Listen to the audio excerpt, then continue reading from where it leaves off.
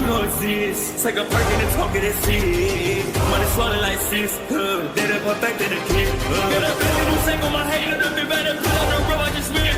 I know we got $1 million. The devil that shit ain't not cheaper again. Hello and welcome back, fellow anime lovers, to MangaMuse. I am delighted to have you join us once again in the world of fanfiction and fantasy. This is the 9th part of What If Deku Learns Under the Batman. Smash the like, share and subscribe button for more. Also press the bell icon so that you never miss such great parts. Thanks for the introduction. Now let's dive into the world. Sir Night-Eye walked alone along the dark streets of Tokyo. It was well after midnight, and as always, the streets of Tokyo were quite busy, especially on the streets of Shibuya.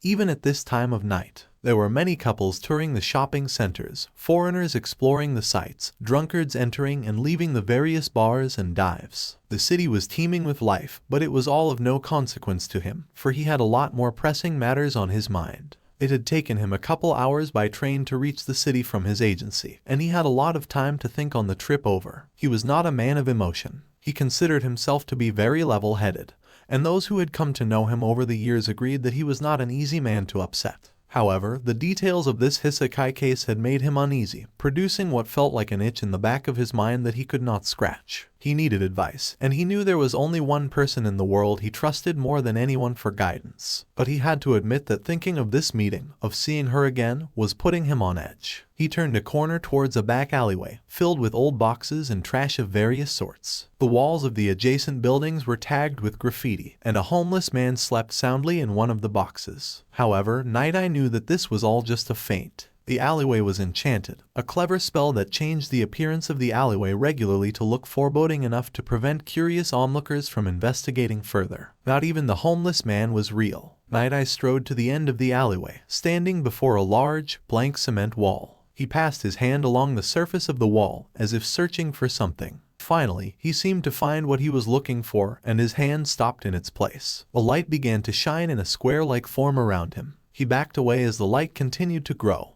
and a wooden door appeared where his hand used to be. Tentatively, he reached for the handle and turned it. The door creaked ominously as it slowly swung open, revealing only impenetrable darkness on the other side. Night-Eye steeled himself and stepped through. As he stepped through the threshold of the doorway, he felt his feet hit hardwood flooring, and a dim light entered his vision. He had stepped into what looked to be a strange curious hop, with various artifacts ranging from shrunken heads to Ouija boards lining the walls and shelves around him. There was a small round table in the middle of the shop, covered with a checkered tablecloth, and adorned with a large candle in the center. Candles flickered dimly all throughout the shop, and he could hear the faint sound of jazz music in the streets outside, and the tantalizing smell of fresh gumbo stew and crawfish wafted into his nostrils. All these sights were familiar to him, as he had been to this location before. He was no longer in Tokyo, having stepped through time and space into New Orleans, USA. "Did you come to have your fortune read, mon cher?" A voice came from behind him. He turned to see a striking woman appear from the bead-covered entryway. She was wearing a black dress with red sleeves and red bodice around her waist. Her skin was a fair olive dark with 3 blue gems aligned on her forehead. She looked at Night-Eye with penetrating green eyes that seemed to stare into his soul, but were impossible to look away from. "Madame Xanadu," said Night-Eye, bowing respectfully. "It has been a long time, cher," she said in a thick Cajun accent. "Had I known you were common, I would have made tea." "You jest at my expense, madam," said Night-Eye, eyeing the kettle and cups on the table that had definitely not been there a second before. Madame Xanadu chuckled playfully as she poured him a cup and handed it to him.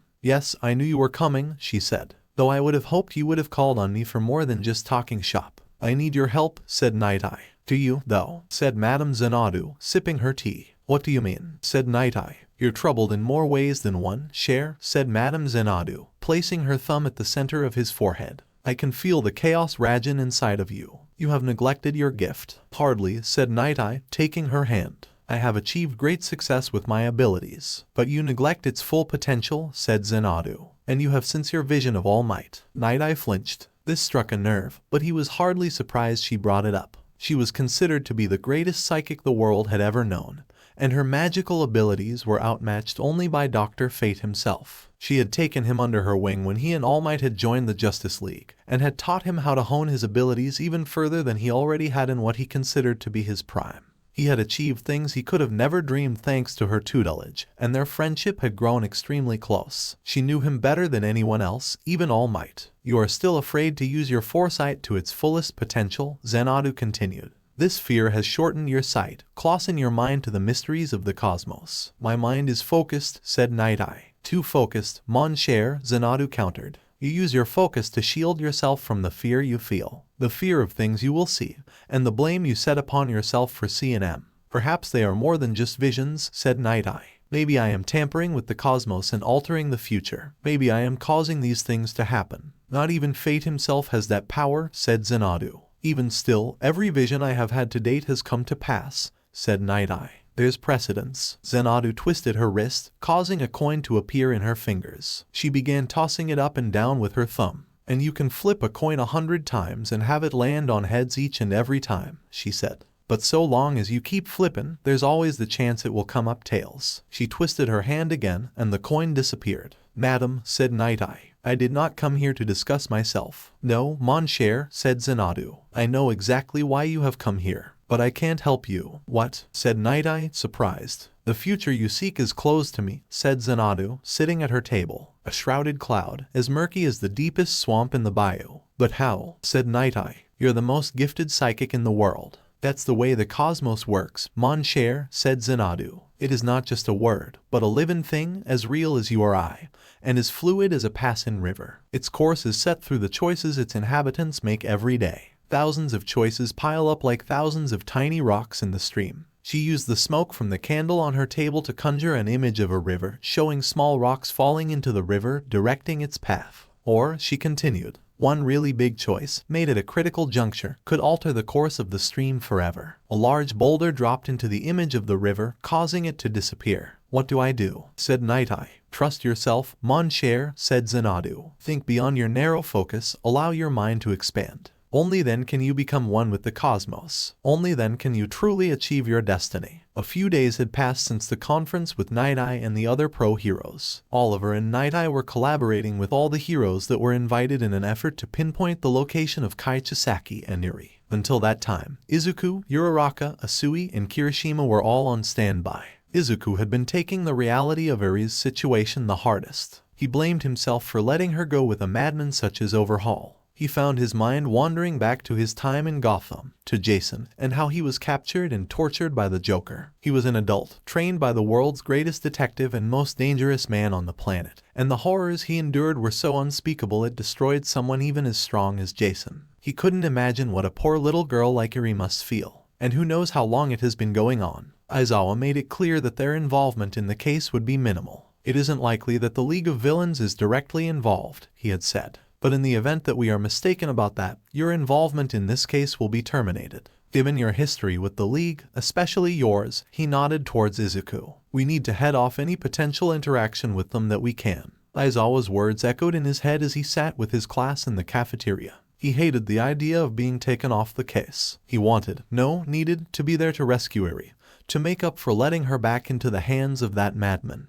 Even if the League of Villains was involved, he would stop at nothing to bring Eri to safety, and the Hisekai to justice. Are you all right, Midoriya? Said Ida, shaking Izuku from his thoughts. You've been staring at your food for the last 10 minutes. I'm fine, said Izuku, taking a few bites of his lunch, even though his appetite had long left him. A few minutes passed in silence, with Ida and Todoroki continuing to look at him quizzingly. Ida put a comforting hand on his shoulder. If you ever want to talk or anything, just let me know, said Ida. We're friends, right? Those words pierced Izuku's heart. The exact words that he had spoken to Ida back before their internships. The weight of his words suddenly bore down on his heart, awakening him to the truth. It was more than just about rescuing Eri. He wanted revenge against the Hisekai, especially Chisaki. He wanted to make them pay for what they did to Eri, for using an innocent child to destroy all around them in the name of profit gain. But he couldn't let such feelings distract him. He had to do this right, keep his head cool, or Eri could be lost to them forever. Thanks, Ida, said Izuku. He couldn't tell them what was going on, but he was already feeling better about the situation. He was again interrupted in his thoughts as he felt his phone vibrate in his pocket. He checked it to see a text from Oliver. Found them. Be here tomorrow, bright and early. Izuku stared at the message for a whole minute before finally putting it away.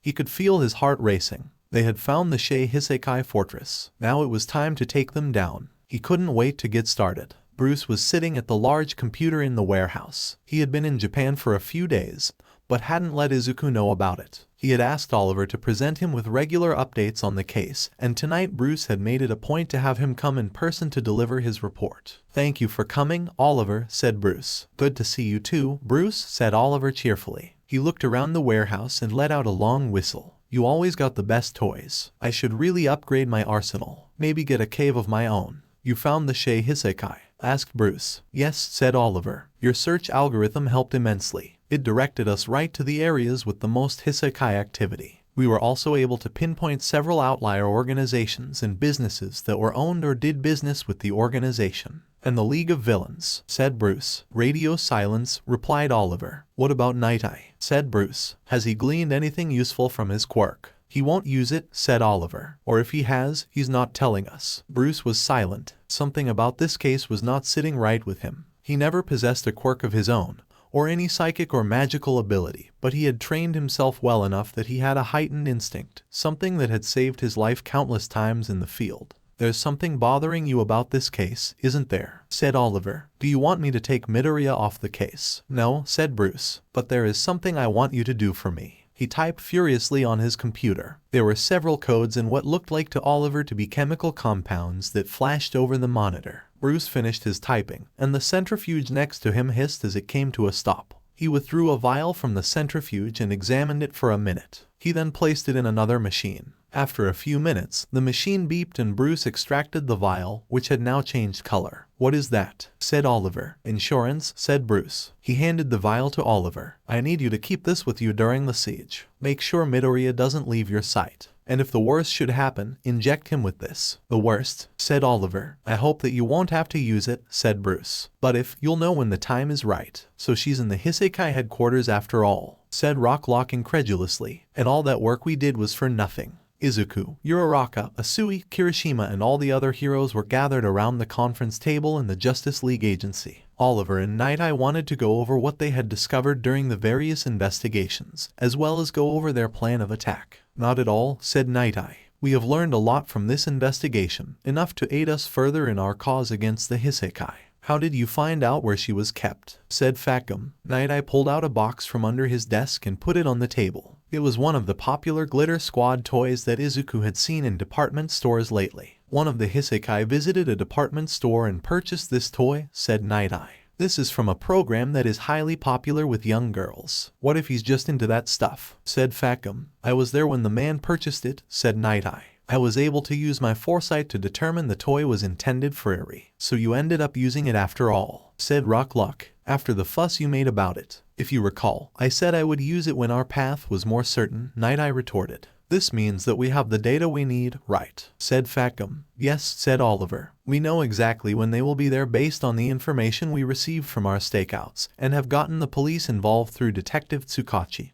who have supplied us with a warrant to search the premises. So our next move is to take them down," said Fatgum. "We need a plan of attack," said Night Eye. "Let's get started." The heroes all gathered outside the Hisekai fortress. A large police presence was already stationed outside, lined up and heavily armored in riot gear. The detective leading them stood before the crowd of heroes, clearing his throat to get their attention. "Good morning," said the detective. "This will be a combination search and rescue as well as all-out assault and capture of the Shei Hisekai. I hope you are all prepared for this." As you know, Night Eye was able to use his quirk to get a glimpse of the Hisekai's underground facility. While we do not have a comprehensive view of the facility, we do believe that the Hisekai member he encountered used the fastest route to get to the young girl we intend to rescue. You need to stay smart. These men are dangerous, and we have no reason to disbelieve they already know we're coming. They are bound to attack us full force with their quirks. He nodded to the detective next to him, who began passing out sheets to the heroes. "This is a list of Hisekai members and their quirks according to the registration database,"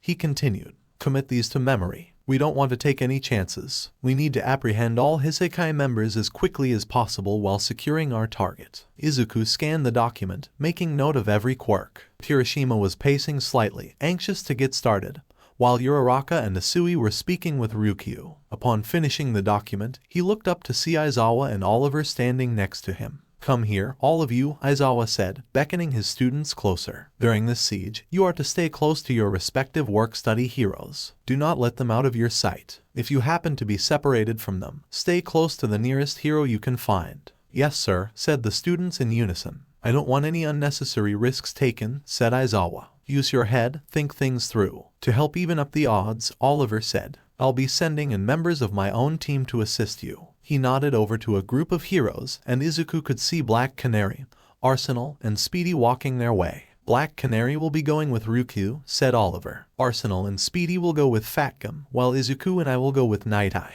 Nice to meet you, said Kirishima, while Speedy and Arsenal simply nodded to him. All right, said the detective. The operation will commence in 8:30 hours. You are expected to encounter heavy resistance, so do not be afraid to call for backup. Everyone to your posts. As the officers piled around the entrance to the compound, the front gate seemed to explode from the inside, sending many of the officers flying and flailing away from the wreckage. Izuku and the others acted quickly, using their quirks to catch and soften the landing of the falling officers. The dust around them settled to reveal a large, hulking creature wearing a black beak mask lumbering out of the wreckage. What do you want? He said slowly. It's too early for visitors. Contact, shouted the detective. Move in, now. The hulking creature suddenly ran with blinding speed towards the officers. Ryukyu stepped swiftly in front of them as the powerful arm of the enemy lunged directly towards her. She transformed into her dragon form, catching the fist effortlessly in her claws. We'll handle this, she said, slamming the creature to the ground.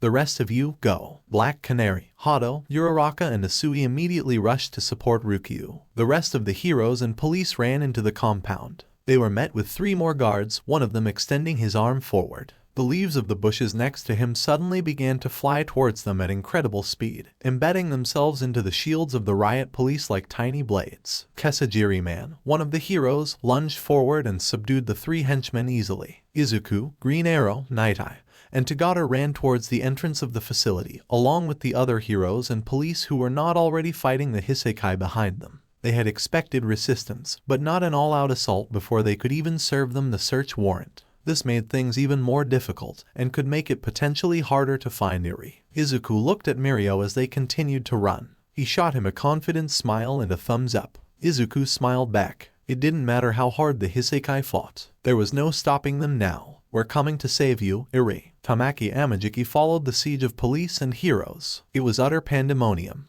The resistance from the Hasekai was unexpected, and the battle was sudden. Amajiki wasn't a brave man. He knew this about himself. He was shy and socially awkward. He doubted himself and would much rather spend his time at home in his room than be around other people. And yet, he was one of the big 3, the top students in UA High School, arguably the greatest school for heroes in the world. He often asked himself, how did something like this happen? Each time he did, the answer would usually walk in front of him, smiling and laughing as he went along. Ever since he was a kid, he always had difficulty making friends. He had transferred to a new school at the beginning of the school year, and as a shy, soft-spoken kid, he immediately didn't fit into the various cliques around him. He figured he better get used to this, as who would possibly want to be friends with someone as pathetic as he was? But then something happened that would change his life forever. Ever since that day, Mirio Tagata had always been there. It didn't matter that he was shy. It didn't matter that he was timid. Mirio had enough energy for the both of them.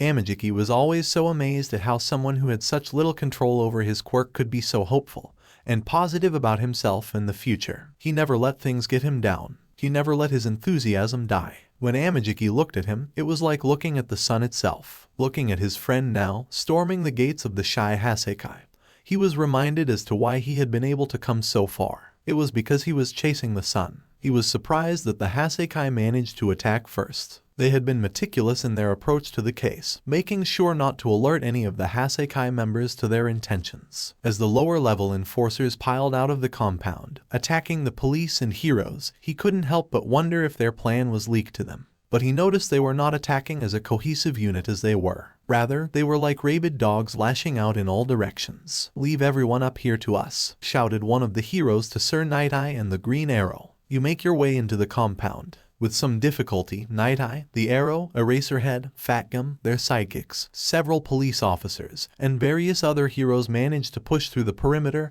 and storm the compound. "The top brass haven't shown their faces yet," said Eraserhead. These punks at the gate are just trying to buy time for them, either to fight back or to flee. We need to be prepared. Here, said Night Eye, stopping suddenly. He turned to a notch in the wall containing a vase and plant. He moved the plant and began pressing the floorboards beneath it. It's a hidden door, he said, pressing the floorboards in a certain sequence. When finished, the notch in the hallway swung open, revealing a hidden passageway. How do you do that? Said Fatgum. When I used my quirk on that henchman at the department store, I was able to see the combination, said Night Eye. Let's go. Before they could enter, 3 armed guards piled out of the doorway, advancing on them. Arsenal, Centipter, and Bubble Girl instinctively stepped forward, taking all 3 down without issue. We'll handle these guys, shouted Bubble Girl. You go ahead. Night Eye, Arrow, and the others immediately made their way through the door and down a flight of stairs. As they reached the bottom of the stairs, they stopped in their tracks as the hallway came to an abrupt ending.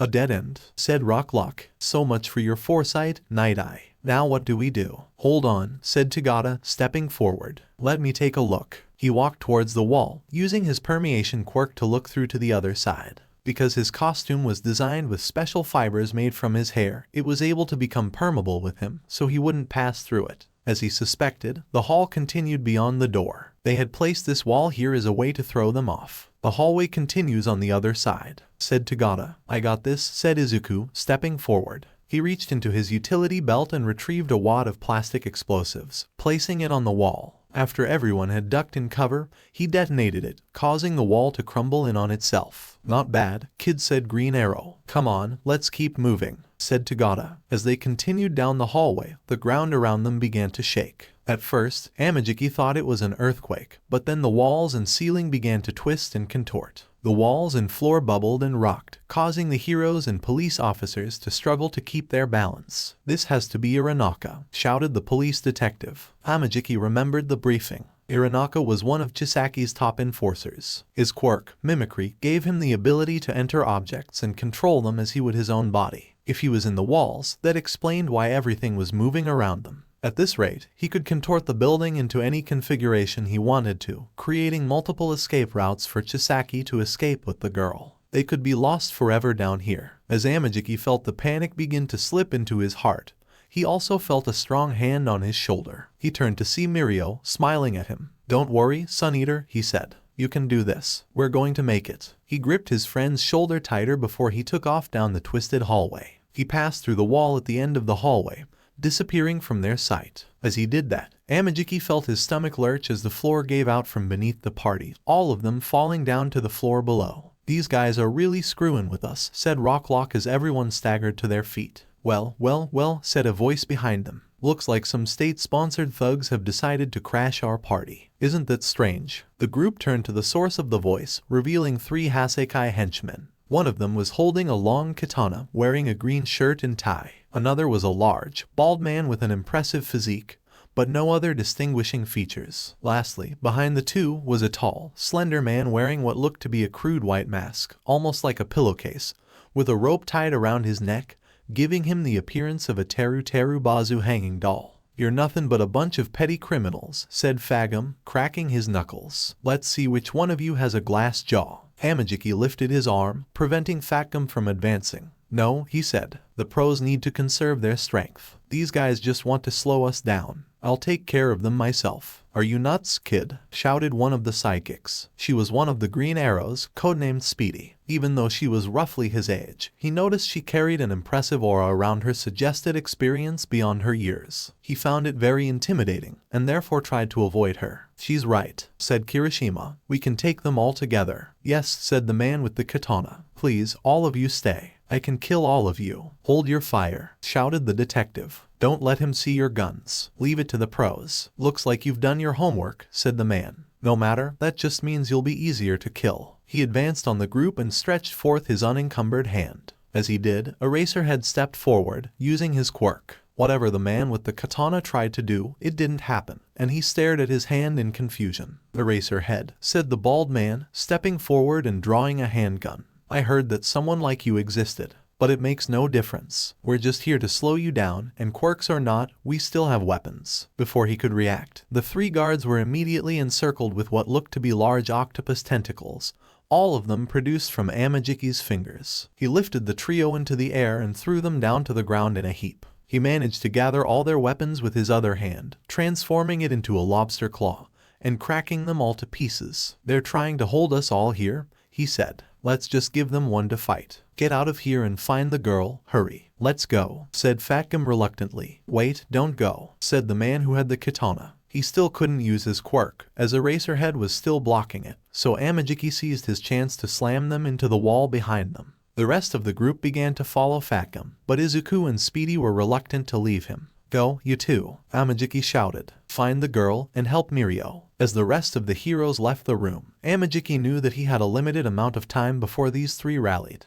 Lifting his free hand, he stretched forth the tentacles from his fingers towards his opponents with enough force to render them unconscious. However, he recoiled in pain when one of the tentacles hit the mask of the man with the katana. It began to bleed profusely until Amajiki retracted it, his regular fingers returning. He noticed the man's mask had broken open, revealing a concealed blade. "Can't hesitate when it comes to us," said the man. "You can't kill, we know about the hero code. But we have no restrictions. We have all given everything to this cause, even the will to live. You have no idea what people are capable of when they have nothing to lose." Amajiki looked to the bald man next to him as he began to feel his grip loosening. Multicolored crystals were sprouting over his body, cutting the tentacles and allowing him to break free. Amajiki created a clamshell out of his hand, but was surprised when the shell was ripped from him and landed easily in the hand of the man with the katana. Amajiki remembered the file he read on the Hasekai. He was Toya Setsuno. His larceny quirk allowed him to steal whatever weapons his opponents had available, which is why the police refused to open fire on him. The bald man, Yu Hojo, had a crystallization quirk which allowed him to form diamond-hard crystals all over his body. The last man, Soramitsu Tabe, was a bit of a mystery to Amajiki, his quirk only being listed as food. Hojo formed crystals over his fist and lunged at Amajiki, who only managed to cover his hands in thick octopus muscle, coated with heavy shell plating, before it struck him, taking the brunt of the attack. His mind was racing. He had lost his window of opportunity to take them down easily, and now he was outnumbered. He desperately tried to keep the fear from creeping into his heart as he began to question his decision. Amajiki looked up in surprise as he saw something sling from behind him, embedding in his opponent's crystallized arm. They both ceased their grapple and looked at the object, realizing it was an arrow. A light on the shaft began to beep, and Amajiki took that as his cue to lunge away to safety. Before Hojo could remove the arrow, it exploded, sending him careening back towards his compatriots, slamming into the wall with immense force. Amajiki looked behind him, surprised, and saw Speedy standing at the entrance of the room, another arrow drawn taut in her bow. "What are you doing here?" said Amajiki. "I couldn't let you have all the fun," said Speedy, launching another arrow towards Hojo. Immediately Setsuno tried to use his quirk to take the arrow in midair, but Amajiki ensnared him with his tentacles before he had the chance, slamming him again into the wall. The arrow hit its mark. This time, a sticky, glue-like substance erupted from the arrowhead, quickly encapsulating Hojo. He tried to break free of the glue, but was unable to, as the stretchy, sticky substance was resistant to his crystals. "No, no, no, no, no," shouted Setsuno. "This isn't looking good. We need to end this. Wake up, Tabe," he shouted to his hooded cohort, who appeared to be unconscious. "It's time to eat." Tabe's eyes snapped open immediately. He jumped up with alarming speed and lunged at Amajiki, taking a swift bite out of one of his tentacles. Amajiki winced as Tabe continued to devour the tentacles as quickly as he could produce them. "Delicious," shouted Tabe. "Delicious." "Get away from him," shouted Speedy, launching another arrow at Tabe. This time, Setsuno was ready, and used his quirk to take her bow and arrows straight from her hands. Surprised, she quickly jumped out of the way as Setsuno launched one of her own arrows at her. Tabe continued to devour Amajiki's tentacles at alarming speed. Even the armored plating around the tentacles didn't seem to deter him. "Dance, little archer," shouted Setsuno giddily, launching more arrows at Speedy as she continued to dodge them. "Looks like the pros should have stayed here. You think just because you're heroes and we're trash you could have disposed of us easily. We'll give our lives for Chisaki, the man who gave us purpose, who gave us everything." "Tobe," he shouted to his companion. "Devour these two and let's catch up with the others." Amajiki looked horrified, glancing at Speedy. The villains were able to turn the tide quickly in their favor, and now she was in danger as well. They had impeccable teamwork, even with one of them incapacitated. The feeling of fear began to creep back into his heart. He couldn't let this woman be eaten because of his carelessness. He remembered Mirio, and the things he said to him back in junior high school. "The only reason I am able to get as far as I am is because I have someone like you to inspire me.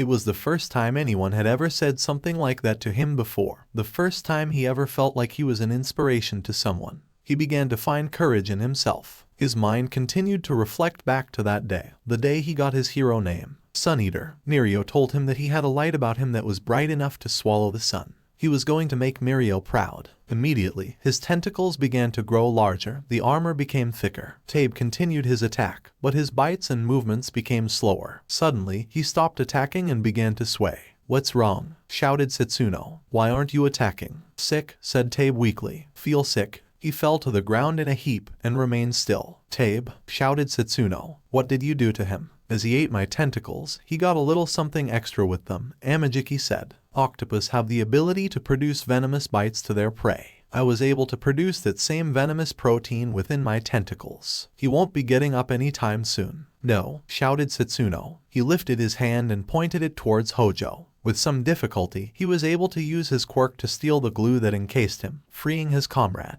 Hojo seized his chance and charged Amajiki, delivering a devastating haymaker to his face. He stared in shock, however, as he saw the attack was useless, as Amajiki had grown the same type of crystals over his face, protecting him from the attack. How did you?" he said before being knocked away by a large armored tentacle. "I swallowed one of your broken crystals when you weren't looking," said Amajiki. The tentacles then began to grow larger, and the Cretaceous armor plating was covering his entire body, this time producing crystals along with them. Amajiki had worked hard for years to perfect his quirk, to master the ability to produce several manifestations at once into one devastating attack, Chimera Kraken. Setsuno tried to use his quirk to steal back the crystals, but screeched in pain as something slashed him across his eyes. Speedy had produced a small crossbow bolt and seized her opportunity to slash Setsuno across the eyes while he was distracted. His quirk requires him to see the objects he is stealing. Without his sight, he is powerless. As he stumbled, grasping about, Speedy kicked his legs out from under him and rammed his head onto the concrete,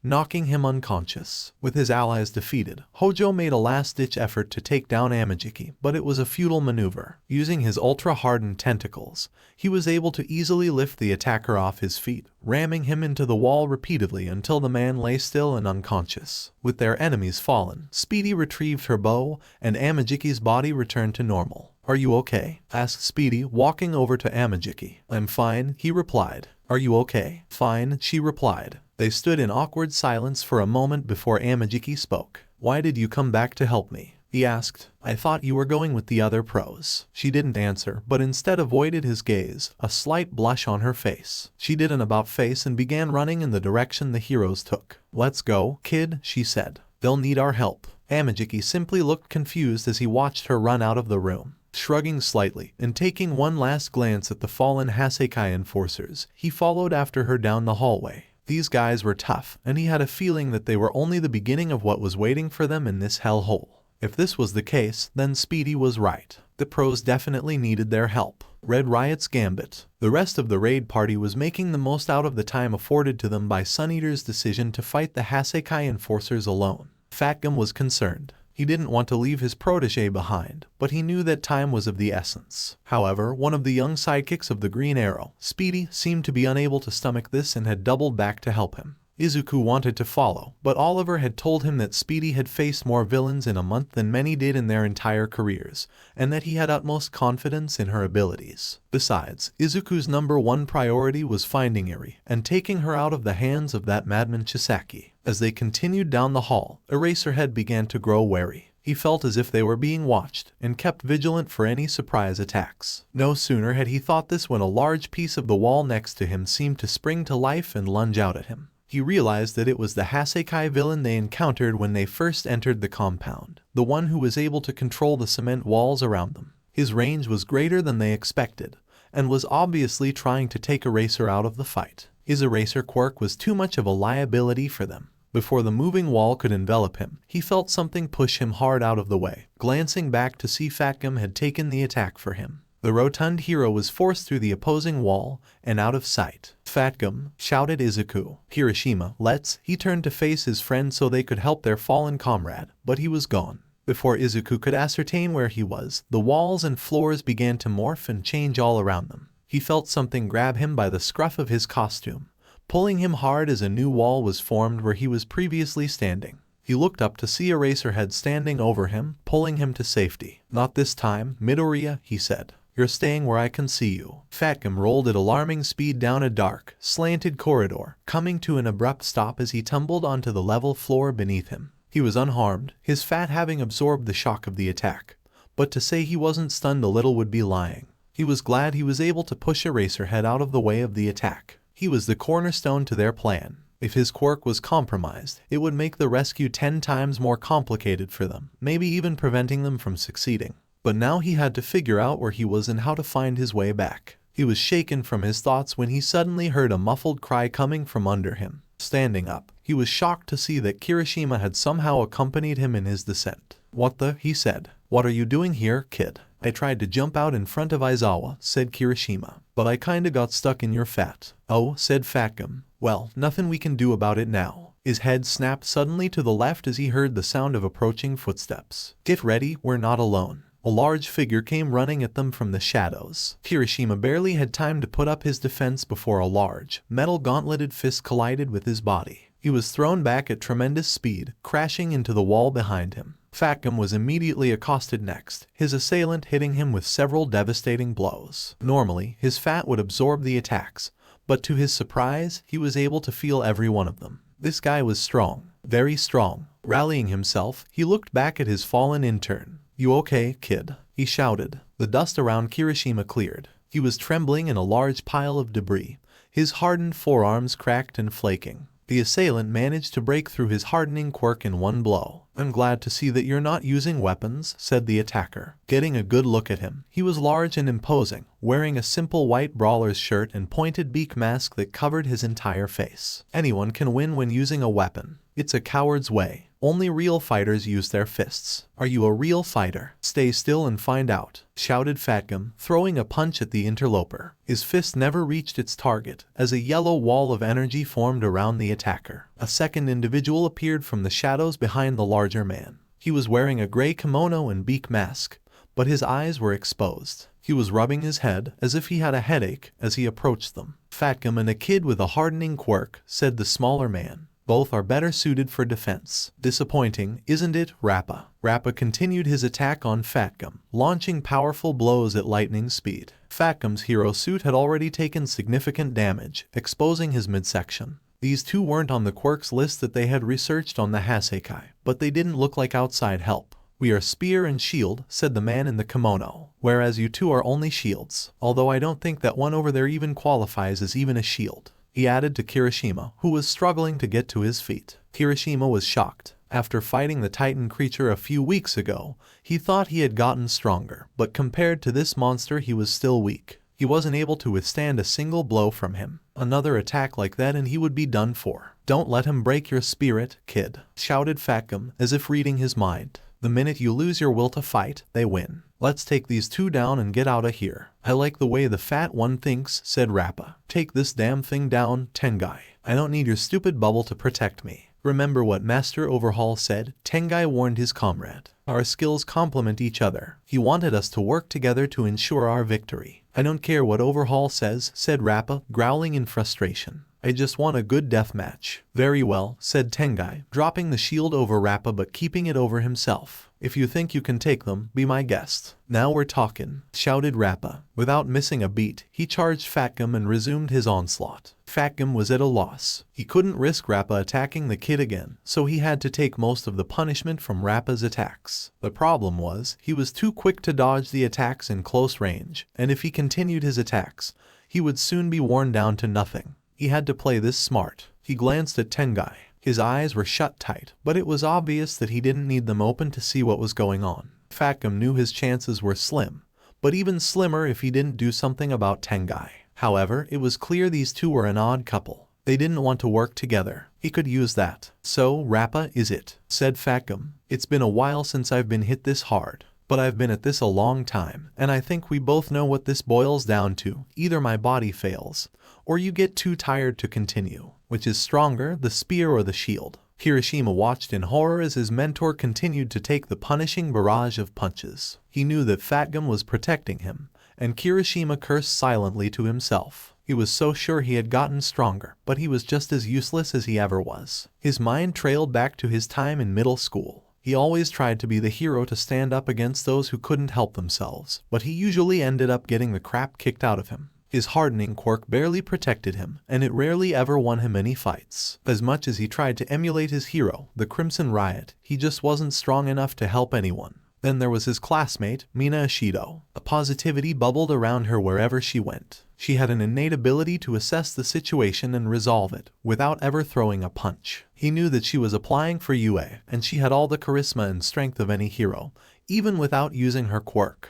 Her pink skin, vibrant personality, and skillful ability made her perfect hero material. She was everything he wanted to be, and everything he was not. His quirk wasn't very strong, neither was it very flashy. He couldn't hold it for very long, and couldn't take much punishment when he did. He knew he had no chance to stand against other applicants to UA High, but that didn't deter him. Ashido and Crimson Riot inspired him to become more than he was. He would play the words of his hero in his head every day as he trained his body and quirk past its breaking point. If you have a chivalrous heart, it doesn't matter what your quirk is. So he continued to train, continued to push himself to go beyond his limits, and he saw he gradually became stronger. His quirk was easier to maintain, and he could take more punishment than before. He truly felt as if he was finally becoming the worthy potential hero he sought to be. Or so he thought. He remembered that day vividly. He was walking home from school when he saw two girls cornered by what he could only describe as a gigantic man in a hooded cloak. He was asking for directions to a local hero agency, but the two middle school girls were too frightened to speak. The more times he asked, the more frustrated the man got. His hand, which was resting on the building behind them, began to crush and break the wall, showering the girls with debris. Kirishima looked around.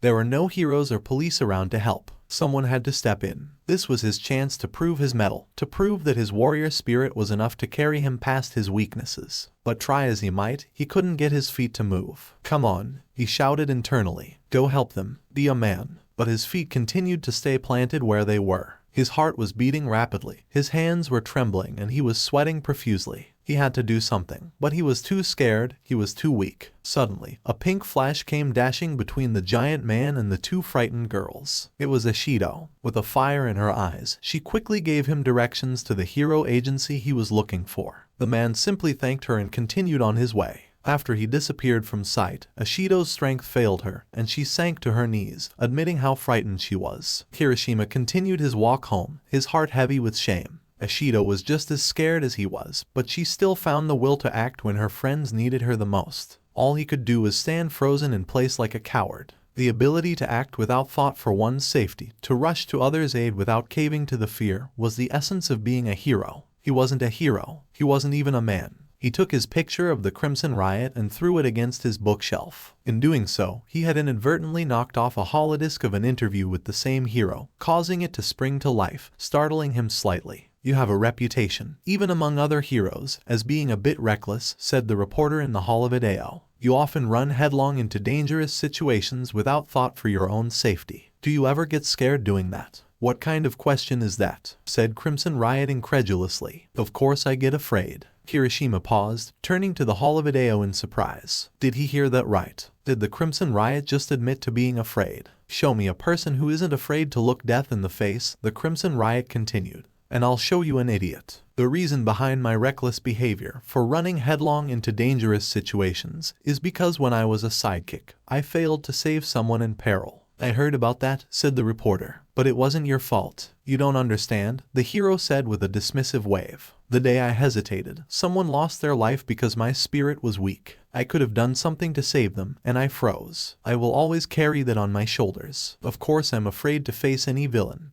knowing very well it could be my last moment on Earth. But I'm more afraid to look someone in the eyes as they die. That's far, far worse to me than any villain. Being a hero doesn't mean being fearless. It means pushing through the fear and doing what needs to be done." Kirishima felt his heart swell at the words of his hero, tears dripping from his eyes. All this time, he thought that the Crimson Riot wasn't afraid of anything, that he was able to face any situation without fear. But the truth was that he was just as afraid as Kirishima was, and even he had a moment where he failed to come to someone's aid because of that fear. But he didn't let that stop him. He used that as a lesson to drive him, to push him forward, into the hero that he had become. He vowed to himself that day he would never let himself freeze again, no matter the fear he felt. He would never let it stop him from doing what needs to be done. Since then he had faced dozens of scary situations, the League of Villains, the incident at Camino Ward, the Titan monster, and he never froze in those situations. And he wasn't about to freeze again now. In a flash of speed, he rushed between his mentor and his attacker, taking every last punch the man could throw at him, surprising them both. Despite the pain he felt, he continued to hold his position,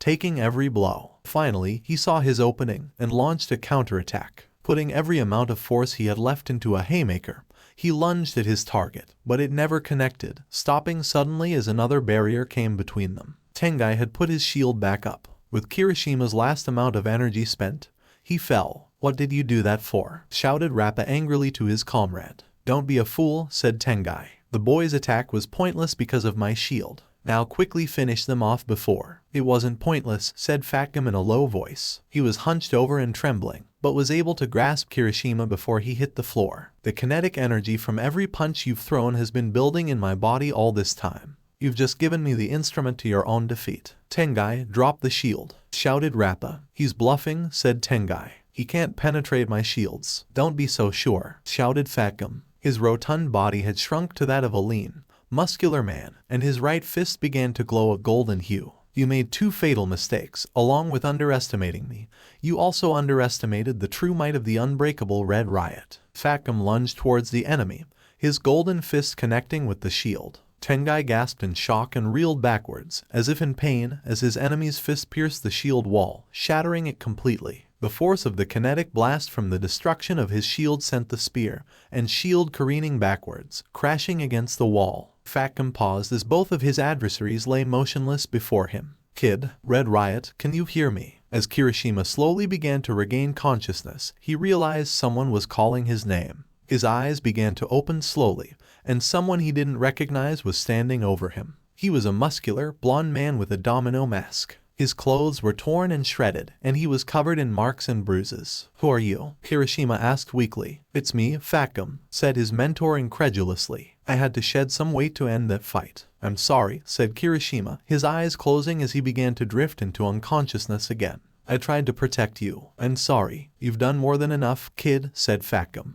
"I'm proud of you. It's not over." Fatgum turned sharply as he heard the voice behind him. Rappa was back on his feet. "This is a fight to the death," he said. "And I'm not dead yet." "Damn it," Fatgum thought. "How is he still standing?" Did the blast somehow cushion the blow? He expended all his energy with that final attack, and Kirishima was down for the count. He was completely depleted of his fat reserves, so his defense was limited. He readied himself for another attack, but Rappa stopped short. "There's a room down the hall where we can get patched up," he said. "Bring the kid, that man, with you." Fatgum was speechless. "Nice try," he said. "Do you think I'm gonna fall for that? Do I look like a guy who tricks people?" Rappa shot back. "Rappa, no," shouted Tengai, struggling to get to his feet. "Think about what you're doing. They put you down here because you're a bloodthirsty beast who thrives on violence. That's why they put you in my charge. Now do as I say." Rappa kicked Tengai hard in the head, knocking him out completely. Fatgum was taken aback at this sudden attack against his comrade. "Shut up," he said simply before turning back to Fatgum.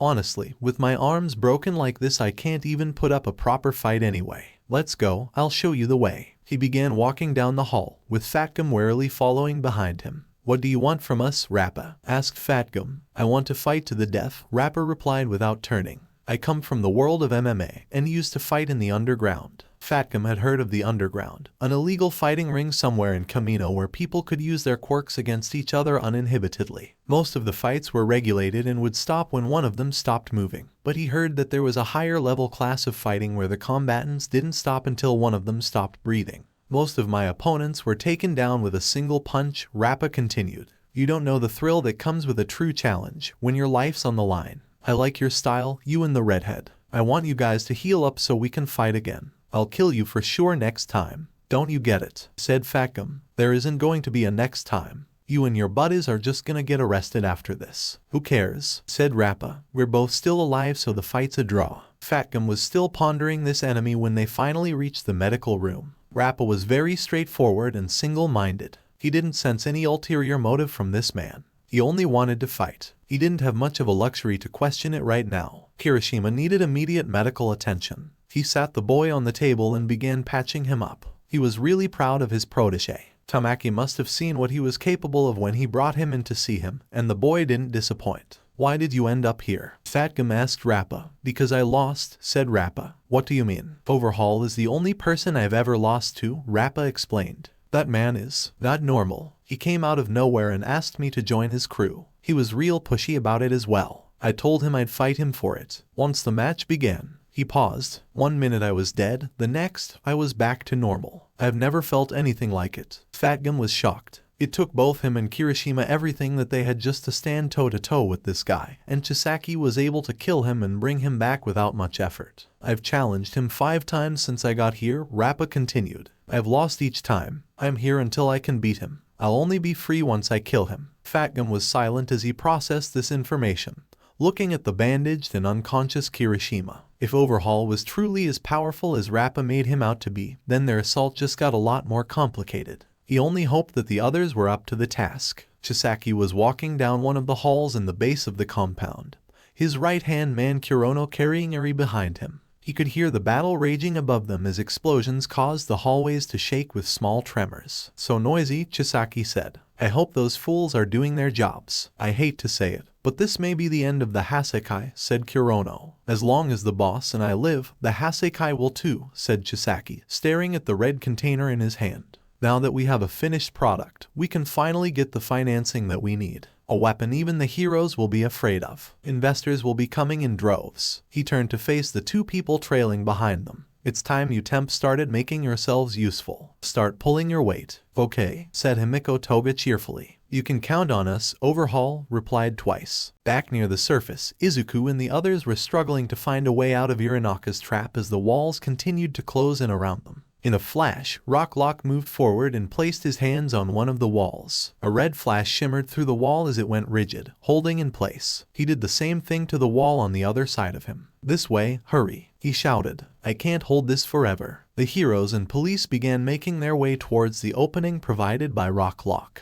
Izuku looked back as he felt the ground rumble, and saw that Irinaka wasn't giving up without a fight. A large barrage of cement pillars were quickly making their way towards them. It would be upon them in seconds and crush them like grapes, but not if Izuku had anything to say about it. In an instant, he used his quirk to propel himself towards the oncoming pillars. Once he was close enough, he threw his hands out before him, shouting as the explosions erupted from his palms. The blast destroyed the pillars in an instant, but Irinaka wasn't done. He continued to build more pillars, but Izuku continued his assault. The longer he could keep it up, the more time he could buy for his colleagues to escape. Suddenly, the walls began to open up around them. Izuku stopped his attack as he and the other heroes looked around. What is he planning now? Shouted the police chief in confusion. As if in answer to his question, several walls rose out of the ground, separating the heroes into several groups. Izuku felt something grab onto him and pull him out of the way of the wall. He looked up to see Oliver and Eraserhead standing over him. Great, said Oliver exasperatedly. He walked over to the wall and struck it with his hand. This wall isn't very thick. We could probably smash through with enough force. Be careful, came Night Eye's voice from the other side of the wall. It's no accident that they did this. What do you mean? Came Rocklock's voice from the wall to the right. What I mean is this is the second wave, said Night Eye. They're going to come at us with everything they got. Rocklock growled in frustration as he surveyed his surroundings. Things were falling apart. They were getting separated, and the plan was going to pieces. Even after all his meticulous planning and calling in the Justice League, Night Eye wasn't able to keep up with these mobsters. He was shaken out of his thoughts when he heard a sound behind him. It sounded like shoes clapping against the floor, the same sound someone makes when they are skipping. He turned sharply to the source of the noise to see a young woman in a schoolgirl uniform lunging towards him, brandishing a knife. He only managed to get his hand up to block the attack in time, but the knife plunged through the palm of his hand. He ignored the pain and delivered a powerful uppercut to the girl's abdomen. To his shock, the girl exploded in a mass of clay. Before he had time to recover, he felt a hand grasp his mouth from behind him, and after that, searing pain. A loud scream emanated from the walls around them. They immediately knew that it belonged to Rocklock. Rock, shouted Eraserhead. What happened? Out of the way, Eraser, shouted Izuku. He lifted his hands and blasted the wall down, allowing them to walk through. They stopped and stared in horror at the scene before them. 2 Rocklocks, one of them on the floor on his stomach with a large knife wound in the back, and another standing over him. Quick, help, shouted the Rocklock that was standing. This fake appeared out of nowhere and jumped me. The Racerhead and Arrow quickly ran to the fallen Rock Lock to inspect him. As the other Rock Lock began to approach him, Izuku had a bad feeling well up in his chest. "Izuku," said Rock Lock, "are you okay? What was your first impression of me?" said Izuku sharply. Rock Lock paused. "What?" he asked, confused. "When we first met," Izuku told him. "What was your first impression of me?" Rock Lock was silent for a few moments before a smile broke out across his face. "I thought you were a nice young man. Why?" Izuku lifted his hands immediately and blasted Rock Lock across the room. "Wrong," said Izuku. Aizawa and Oliver immediately stood, the former using his quirk on the other Rock Lock while the latter leveled an arrow at him. Immediately, the fake Rock Lock's skin seemed to melt off of him, revealing a young woman underneath that Izuku recognized all too well. "Himiko Toga," he said. "Oh, Izuku, darling, you remember me," she said, smiling maniacally. "I'm so happy to see you again. So happy." She threw the knife she was carrying towards Izuku, who deftly deflected it with his armored wrist bracers. Oliver fired his arrow, and the head erupted into a mesh net, wrapping itself around Toga. She glared at Oliver and Aizawa. "Trying to spoil our moment," she said. She produced another knife and cut herself free from the binding before doing a back handspring away from them. As she did, a wall came from the ceiling and closed between them. "This teamwork," said Aizawa. "This is bad. The League and the Hisekai have a framework for cooperation set up." But he didn't have time to worry about that. Rock Lock was in trouble. If they didn't stop the bleeding soon, he would. Aizawa paused as he turned to face Rock Lock, only to see Izuku standing over him, injecting him with the same medical foam that Bruce had used on him back at the training camp. Immediately the bleeding halted. Next, Izuku pulled out a syringe and injected it into Rock Lock's arm, causing him to stir from his unconscious state. "What happened?" he said. "What did you give me?" "Morphine," said Izuku, "and coagulation foam to stop the bleeding. It should keep you alive until you reach a hospital." "Izuku, are you all right?" said Oliver, sidling up to him. "How did you see through her?" "Because I fought her back at the licensing test," said Izuku. "What?" said Aizawa. "What do you mean?" "Shapeshifting quirks aren't that common," said Izuku. "Upon seeing two Rock Locks, I knew something was wrong, so I decided to test him. My suspicions were confirmed after I saw Toga change. It was the exact same quirk as the girl I fought back at the licensing exam. She was Himiko Toga all along." This was disturbing news. It meant that the League of Villains was watching Izuku. Oliver knew that Shigaraki had a sick fixation on Izuku since the incident at the USJ. He had seen firsthand the damage that a shapeshifter can do, considering he was good friends with one. If they had a shapeshifter on their side, then who knows where they may have been able to infiltrate. "We have to get back to the others," said Oliver. "If the Hisekai has sided with the League of Villains, who knows how many of them are here? Shigaraki himself might be here." Twice stumbled throughout the empty hallway of the Hisekai base. He had taken the Rappa clone and engaged Sir Night-Eye and the officers. Even though it was just a copy, he expected Rappa to be more than enough to handle some businessman in a suit and his team of government lackeys. He couldn't have been more wrong. Night-Eye had taken down the Rappa clone with impressive speed and accuracy, only earning a tear in his suit for his efforts. In a flash, he had thrown one of those heavy seals at his face, tearing his mask. Without backup, Twice knew it was foolish to continue the attack and ran for his life. Now, with his mask torn, he felt as if his head was going to split in two. He had to cover his face somehow. If he let this continue, he would be broken in twain, and never be whole again. He felt something wrap around his face, looking up to see Himiko standing over him, having covered the tear in his mask with a pink cloth. "It's okay," she said, kneeling down and holding his face. "You're whole again, Himiko," Twice said softly. "It's okay," she said again. "I know you carry the most blame for what happened to Big Sis Mag, but you shouldn't carry it alone. But don't worry, everything is going according to plan. A few days earlier, I want Kirigiri or Toga, and maybe Bubegawara." Chisaki and Shigaraki were sitting in the conference room, playing a game of shogi. It was Chisaki's favorite pastime to play with the boss when he was well, and he didn't get to play it that much anymore. Shigaraki didn't seem to have the patience for it and was hesitant to play, but Chisaki wanted to make a point. In shogi, you could steal pieces from your opponent,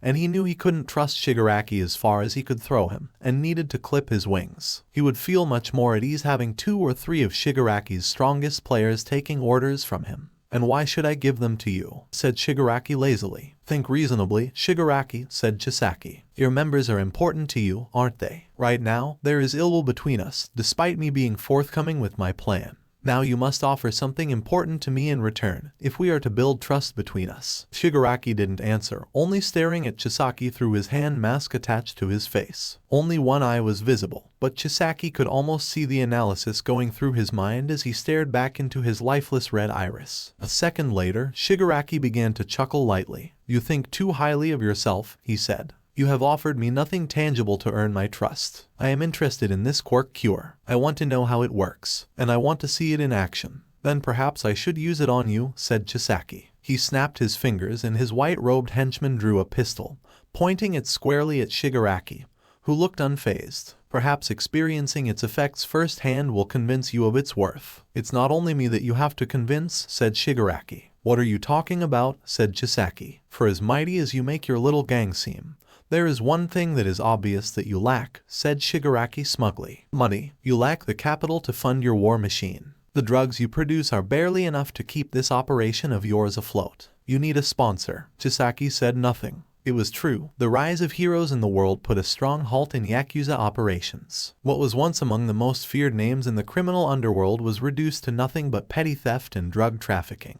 And Chisaki was desperate to see them restored to their former glory, by any means necessary. But in order to do that, they needed to eliminate the heroes that stood in their way, and his research could do just that. But he needed money to further his research to mass-produce the cure. What is your point? Asked Chisaki. My master had many friends, said Shigaraki. The day he was captured, he sent the League away to escape custody of the police, but he didn't just send us anywhere. Once we had arrived on the other side of Kurogiri's warp gate, someone was waiting for us. After the Kamino Ward incident, Shigaraki hit the ground hard and watched as the warp gate disappeared before his eyes. He rushed over to Kurogiri, desperate for him to open another warp gate, but it was no use, as he was still unconscious. His master was fighting All Might, their greatest enemy, and there was nothing he could do to help him. And it was all Midoriya's doing. That brat, snarled Shigaraki. That damn brat. I'll kill him. I'll kill him, the bat, and everyone they care about. I love your enthusiasm. Shigaraki turned suddenly as he heard a voice speak beside him. He had been so caught up in the fight that he failed to notice that he had no idea where his master had sent them.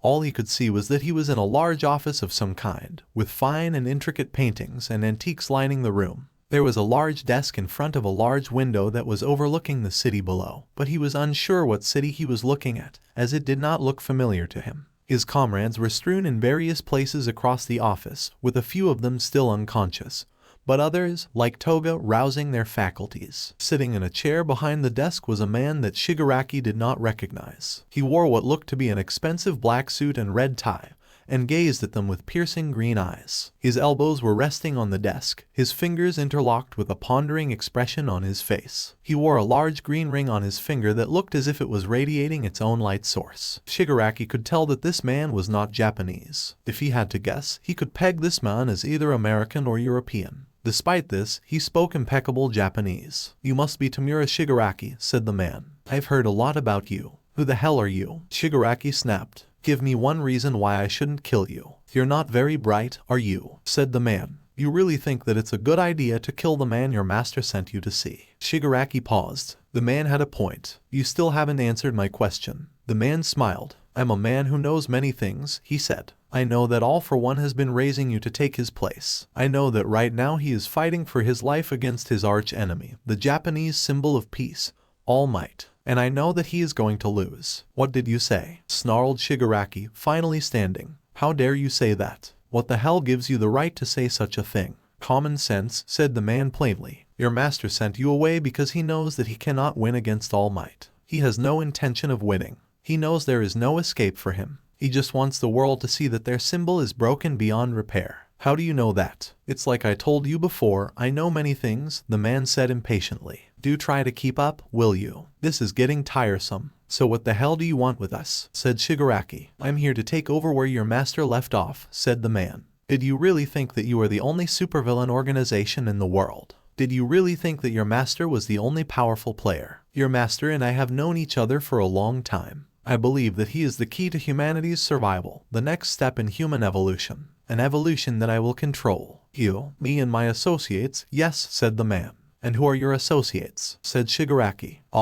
Not yet, said the man, waving a disapproving finger at him. I'm a businessman, boy, and you don't get to be where I am today by revealing trade secrets to just anyone. If you want to join me, first I have to be sure that you're worth my time. How dare you, snarled Shigaraki, approaching the man. I could destroy you in this entire building in an instant. You are beneath me, an insignificant speck on the. In an instant, 2 robotic arms appeared from nowhere and grabbed onto Shigaraki's hands, pulling them upward. He looked back to see a large green and purple robotic suit standing over him, its metal hands holding his arms at the wrist, restricting his movements. Shigaraki was stunned, as the suit had no occupant that he could see, and it completely immobilized him. His comrades who were conscious gasped in shock and attempted to come to his aid, but the man at the desk held his hand up to stop them. I know how your quirk works, young man, he said. You have to touch an object with all 5 fingers for it to activate. If you were to lose your hands, or any one of those fingers, you would be as defenseless as a child. You wouldn't dare, said Shigaraki, horrified.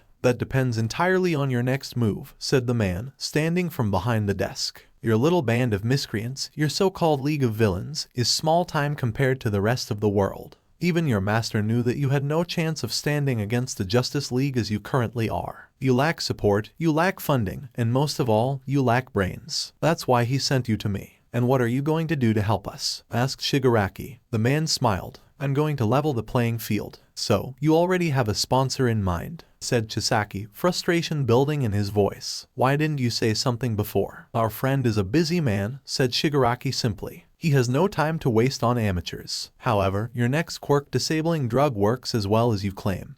He may be interested in funding your research. I'll lend you Toga twice. My friend may be a patient man, but I'm not. Try not to waste my time. Chisaki glared at Shigaraki. He didn't like it one bit, but the latter now held all the cards. Chisaki desperately needed funding to mass-produce the quirk-erasing drug, and it would take precious time to bring in an investor on his own.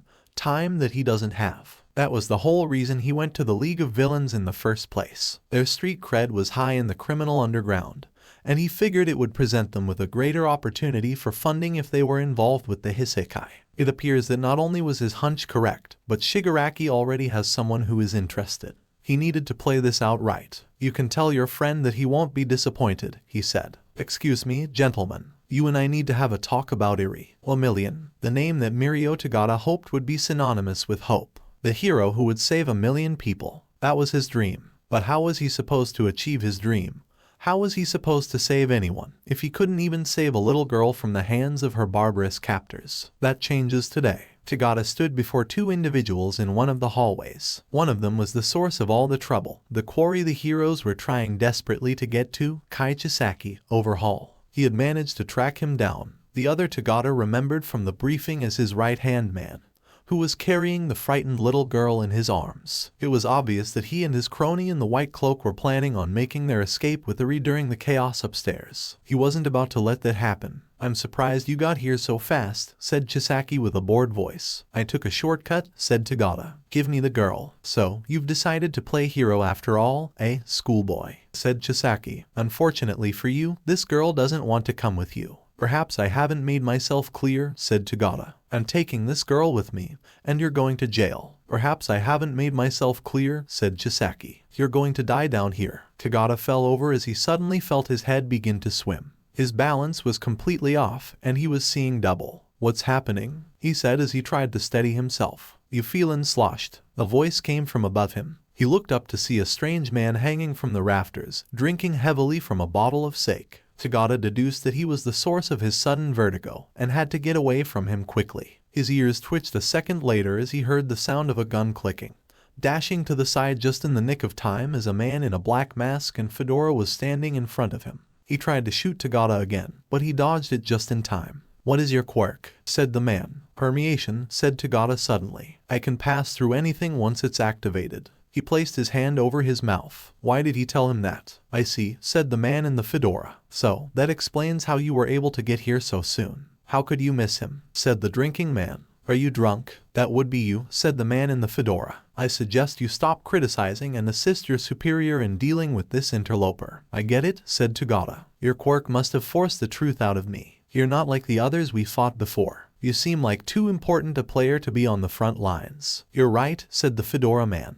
I'm better than those useless pawns above us. I'm the only one who sees the boss' true ambition. Torturing his daughter for his experiments is ambition to you, said Tagata, disgusted. Poor fool, said the fedora man. You're letting your emotions cloud your judgment. You're no hero. You just want to ease your guilty conscience. He leveled his gun back at Tagada. Now die, you nuisance. In a flash, Tagada took a breath and melded into the wall next to him, surprising both his attackers. A second later, faster than either of them could see, he was ejected from the wall next to them, where he clotheslined them and knocked them both out in a single hit. Chisaki turned back to the source of the noise behind him, confused as it sounded like screams from his men. His thoughts were confirmed as both of his men had fallen, and the insipid hero was gone. Chisaki, the young boss, quickly tilted his head, narrowly missing a swift kick to his face. He could feel the blood trail from an open wound where the hero's boot managed to nick him. He was surprised. He managed to get past his men and draw first blood.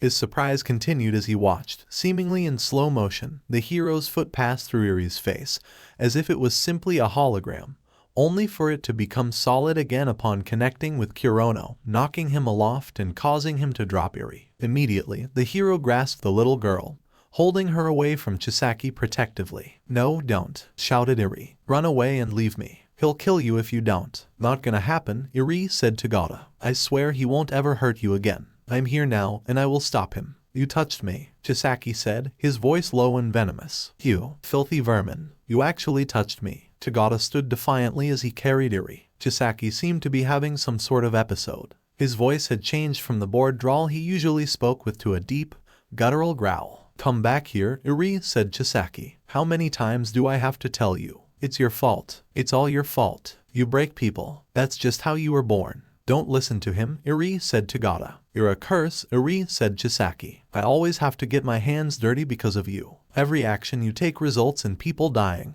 The poor child began to shake and sob uncontrollably in Tagada's arms, making his own blood boil with rage and hatred. "How could you say that about your own daughter?" Tagada shouted. "Huh?" said Chisaki, confused. "Oh, yeah, that's the story I told you, isn't it? She's not my daughter." Tagada gasped as he saw that Chisaki had removed one of his gloves, placing it on the floor. The structures around him immediately broke down, only to be reformed into sharp spikes, protruding from the ground and rushing towards Tagada at alarming speeds. He only just had enough time to activate his quirk, holding Irie above the spikes to keep her from danger. He could have killed her, but he didn't care. "Please," said Chisaki, "don't even bother trying to save her. If she got hurt, I could just put her back together and revive her, even if she isn't quite like the way she was before. So long as she's intact, she is useful to me." "You monster," shouted Tagada. "I'm going to tear you limb from limb." "And what happens if Irie gets hurt?" said Chisaki as he continued his attack. "Only I can heal her. You can't escape through permeation with her in your arms, and I've sealed off your escape.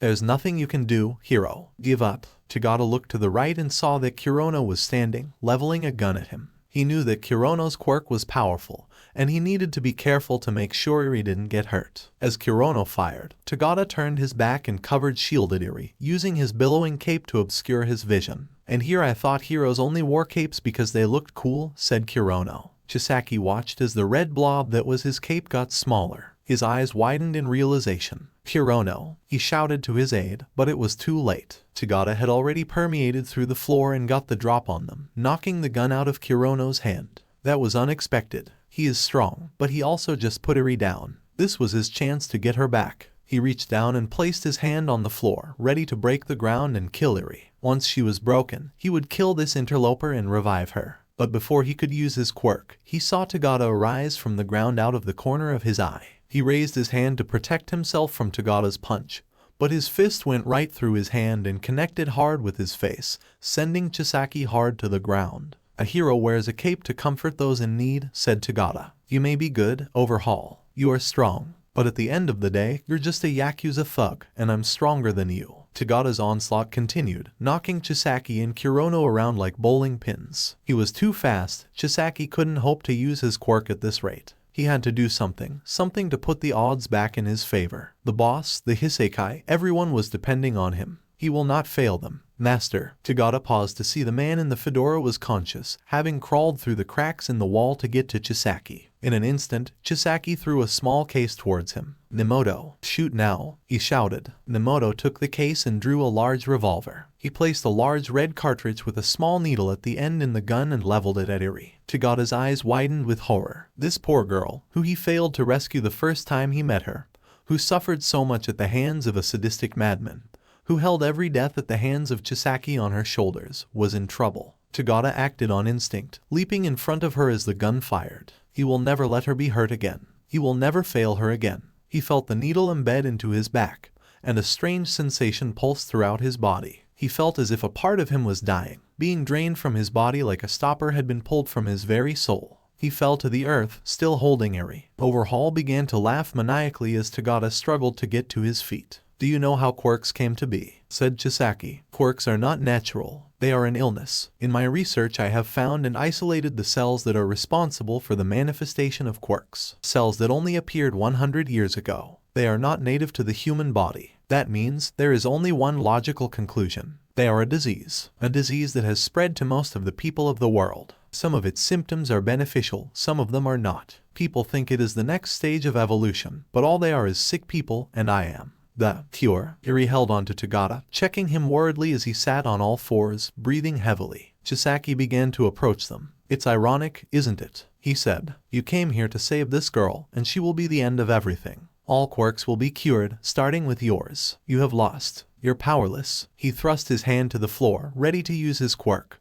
but was forced back as the unconscious body of Kirona was thrown at him. As he dodged it, he felt a heavy punch connect with his face. Tagata was on his feet, dodging every attack thrown by Chisaki, while every blow of his was connecting with the Yakuza boss. With each blow he grew angrier and angrier. This couldn't be happening. Tagata's quirk was gone. How could he possibly still be stronger than him? "I am not powerless," shouted Tagata. "I am still Lemillion." Overhaul strikes back. Izuku, Oliver, Night Eye and several more heroes and police officers were standing around the misshapen rocky mass that was once the Hasekai hideout's inner hallways. They had managed to finally subdue the man shifting the corridors around them, one of the Hasekai enforcers named Mimic. "Finally got you, you son of a bitch," said Fatgum triumphantly. Mimic said nothing, but began foaming at the mouth as if rabid, a look of deep hatred plastered on his face. "What the hell?" the police captain said in confusion. "It looks like the drugs are wearing off," Aizawa said, stepping forward. "What drugs?" the captain asked. Izuku immediately stepped forward,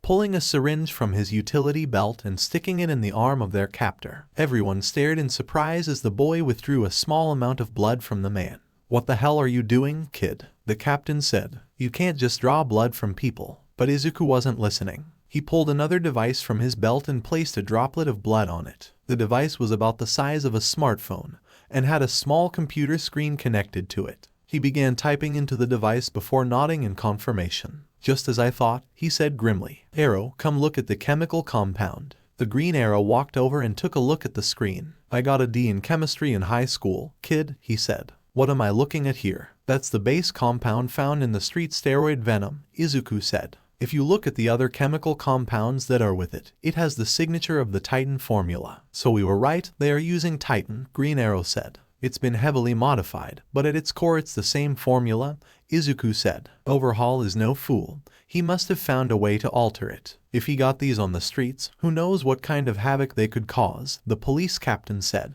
"We'll worry about that later," Aizawa said. "Remember, we also have Twice and Toga to deal with. We don't know how many members of the League of Villains are here, so we have to be vigilant." "Toga," Mimic growled in a low voice. He began to grow agitated, thrashing about at his bindings. "Toga and Twice, you traitors. I'll never forgive you. Where are the other League members hiding?" Night Eye asked. "I don't know," shouted Mimic, "but I'll hunt down every last one of them. I won't stop until I have crushed their skulls into dust." "Looks like those two are the only ones here for now," Night Eye said. "Why did they betray their own allies like that?" asked a police officer. "Maybe they weren't allies after all," said another. "Maybe," said the police captain, "but we have to assume that they are not on our side either. We can't let them escape." Izuku was ready to start moving when he felt a hand on his shoulder. It was Aizawa, giving him a stern look. Izuku remembered back to after the briefing, how he had warned him and his classmates that if the League was involved, they would be pulled from the case. But they were so close to saving Eri,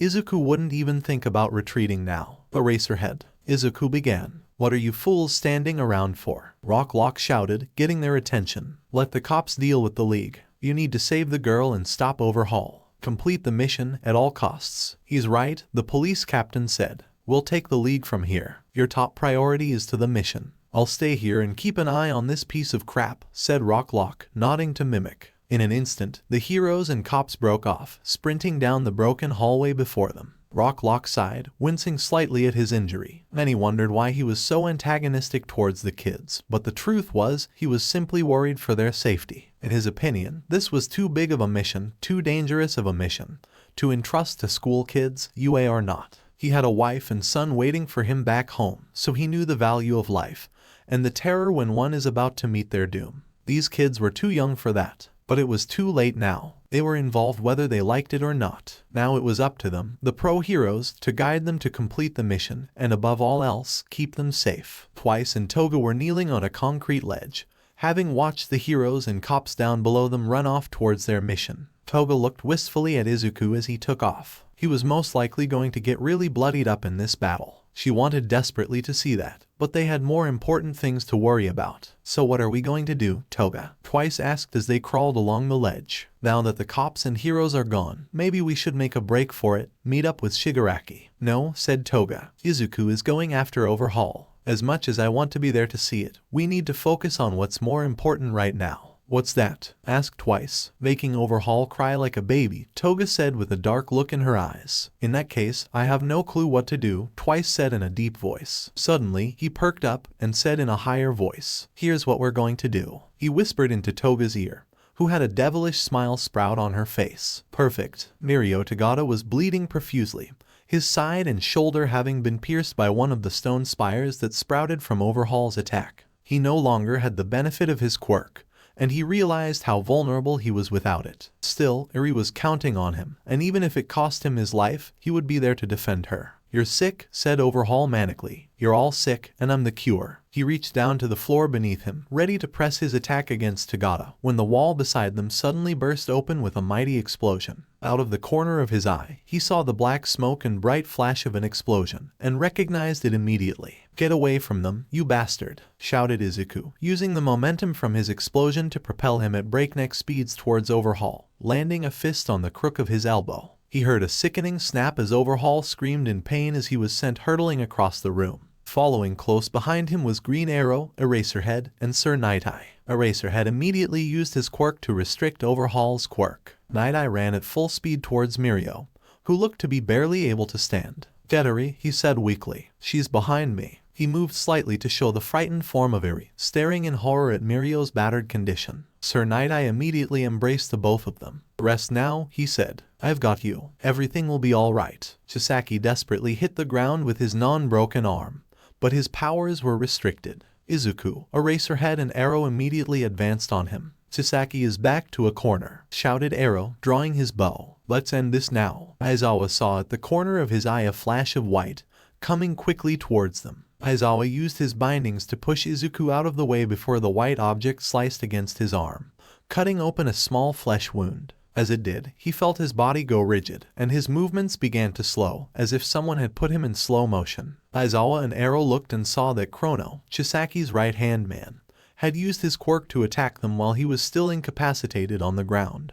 A gigantic white arrow sprouting from his hood and stretching towards the heroes. My quirk will slow you heroes down, said Chrono. Too bad I couldn't get all of you. Aizawa couldn't control his movements, as his reactions were too slow. He was horrified to feel that his eye was slowly closing in a blink. He tried to fight it, but it was too late. His eye had closed. The floor around the heroes erupted in a sea of spikes and pillars. Overhaul's powers had returned, and his attack had leveled the playing field, causing the heroes to balk in their advance on him. You won't stop my plans, shouted Overhaul. You sick people, I won't let my work be undone here. He looked down to see the fallen body of one of his minions, Shin Nemoto, a loyal follower who would gladly give his life for the cause. He reached down and touched his face, feeling his very atoms split apart as he pulled his final trump card. Izuku watched in horror at the sight before him. The body of Nemoto disappeared, and Chisaki began to writhe and yell in pain as two more arms sprouted from his body. But as they did, all four of his arms transformed into large, gnarled appendages with large, clawed hands at each end. I admire your tenacity, heroes, said Chisaki. Especially you, Lemillion. I admit that you are stronger than me, but I've come too far to be stopped. Now, give me back Eri. Izuku was horrified. Chisaki was a madman, and if anything proved it, it was this. He looked around the room, taking stock of the situation. Night-Eye was a distance away, protecting Eri and Tagata. Aizawa and Oliver were nowhere to be found in the wreckage. He was on his own. "You're crazy," Chisaki shouted Izuku, "destroying yourself and merging with your minion. You keep talking about how we're the sick ones, but you're the only sick creature here." "Unnecessary loss," said Chisaki. "When people infect me with their touch, I lose control. You only have yourselves to blame. You were the ones to get involved with me, and now Lemillion has lost his quirk forever because of it." "What?" shouted Izuku. "If only you had given up sooner," said Chisaki smugly. "You could have held on to your pathetic dreams. And now you will die along with your friends." Overhaul used his own arms to launch himself forward with impressive speed, heading towards Mirio, Night Eye, and Eri. He would be upon them in seconds, and they were defenseless. Overhaul felt an explosion next to him, forcing him off his attack. Izuku was standing between him and his friends, a batarang in one hand and an electric brass knuckle in the other. "You will not touch them again," he shouted. "Toys and explosions," Chisaki said, laughing. "That's all that you have to stand against me. You're pathetic." He reached down and launched another spiked pillar at him, which Izuku deftly dodged. Suddenly, Night Eye leapt from the pillars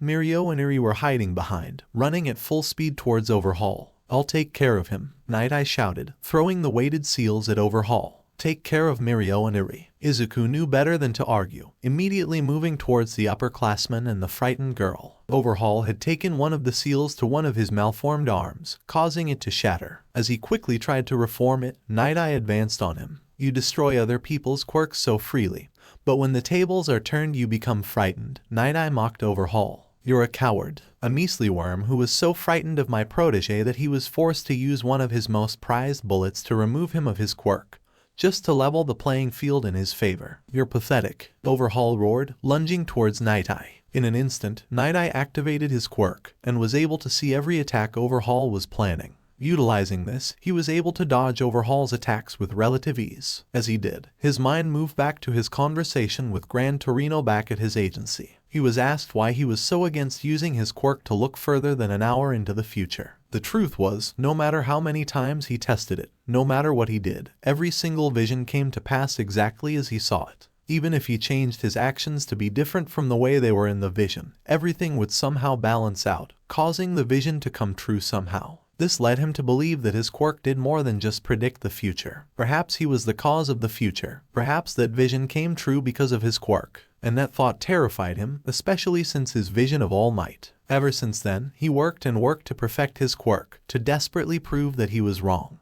that the result of his visions could be changed, only to grow more frustrated and despondent when they were proven correct in the end. And you can flip a coin 100 times and have it land on heads each and every time. But so long as you keep flippin', there's always the chance it will come up tails. Madame Xanadu's words flashed through his mind. Was he really neglecting his full potential? Was his fear that he somehow was causing All Might's demise restricting him from seeing the truth? He had to know. In an instant, he used foresight to look further into the future. He didn't need to look far, just using repeating second incrementing tool. His eyes widened in shock. He had seen the future, and it frightened him to his core. "Lemillion, Eri, how badly are you injured?" Izuku said, finally reaching the pair. Lemillion looked horrible, blood leaking from various parts of his body. He was trembling, weaving left and right, looking as if he could barely stand. Izuku immediately reached into his utility belt and used his medical foam to pack off the largest injury.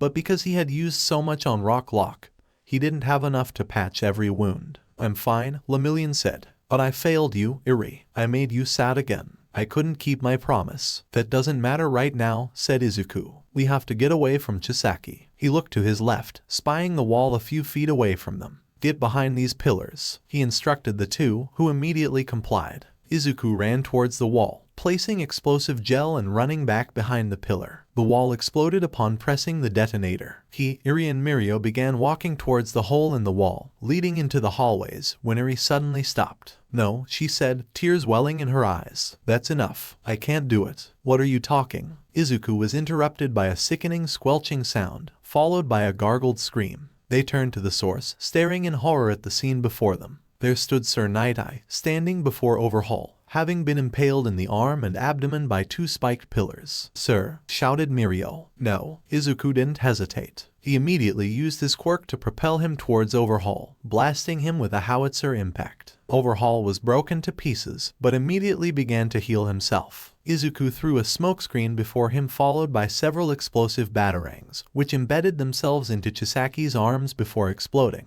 Haven't you figured it out yet? Shouted Chisaki as his arms repaired themselves. You've lost. You're all going to die. Don't count on it, Izuku countered. No future is fixed, and nothing is set in stone. No matter what, even if you think the future is already decided, I'll blow the future out of the water. It appears that the tide has turned, said Chrono, watching the fight through a small crack in the wall. He had used his quirk on the hero eraser head below him, and he was moving at a snail's pace. Chrono slowly drew a knife. He had to end this hero quickly and help the boss. They had to retrieve the girl and leave this place quickly. They had to rebuild, restart everything. Chrono yelled in pain as he felt something pierce this raised hand, causing him to drop the knife. The momentum of whatever it was had carried him towards the wall, causing him to crash into it. Dazed, he looked up to see that his hand was pierced by an arrow, which had embedded itself in the wall. Suddenly, several more arrows came flying towards him, striking key points of his clothes, pinning him to the wall. To his shock, he could see the hero green arrow approach him out of his peripheral vision. Try not to look so surprised, the arrow said before knocking him unconscious. With Chrono incapacitated, the green arrow ran towards the fallen Eraserhead.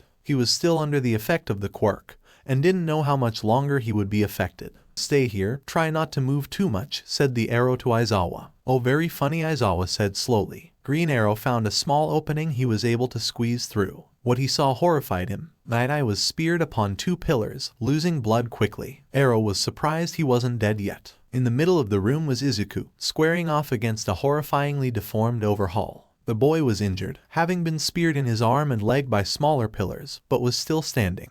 Oliver was worried. His first instinct was to back up Izuku, but if he didn't move quickly, Night Eye wouldn't last much longer and could die before help could be provided for him. There were no other heroes or officers to offer support, and they were out of options. Suddenly, an idea popped into his head. He reached into his utility belt and pulled out a small plunger syringe, attachable to an arrow that would administer to the target on contact.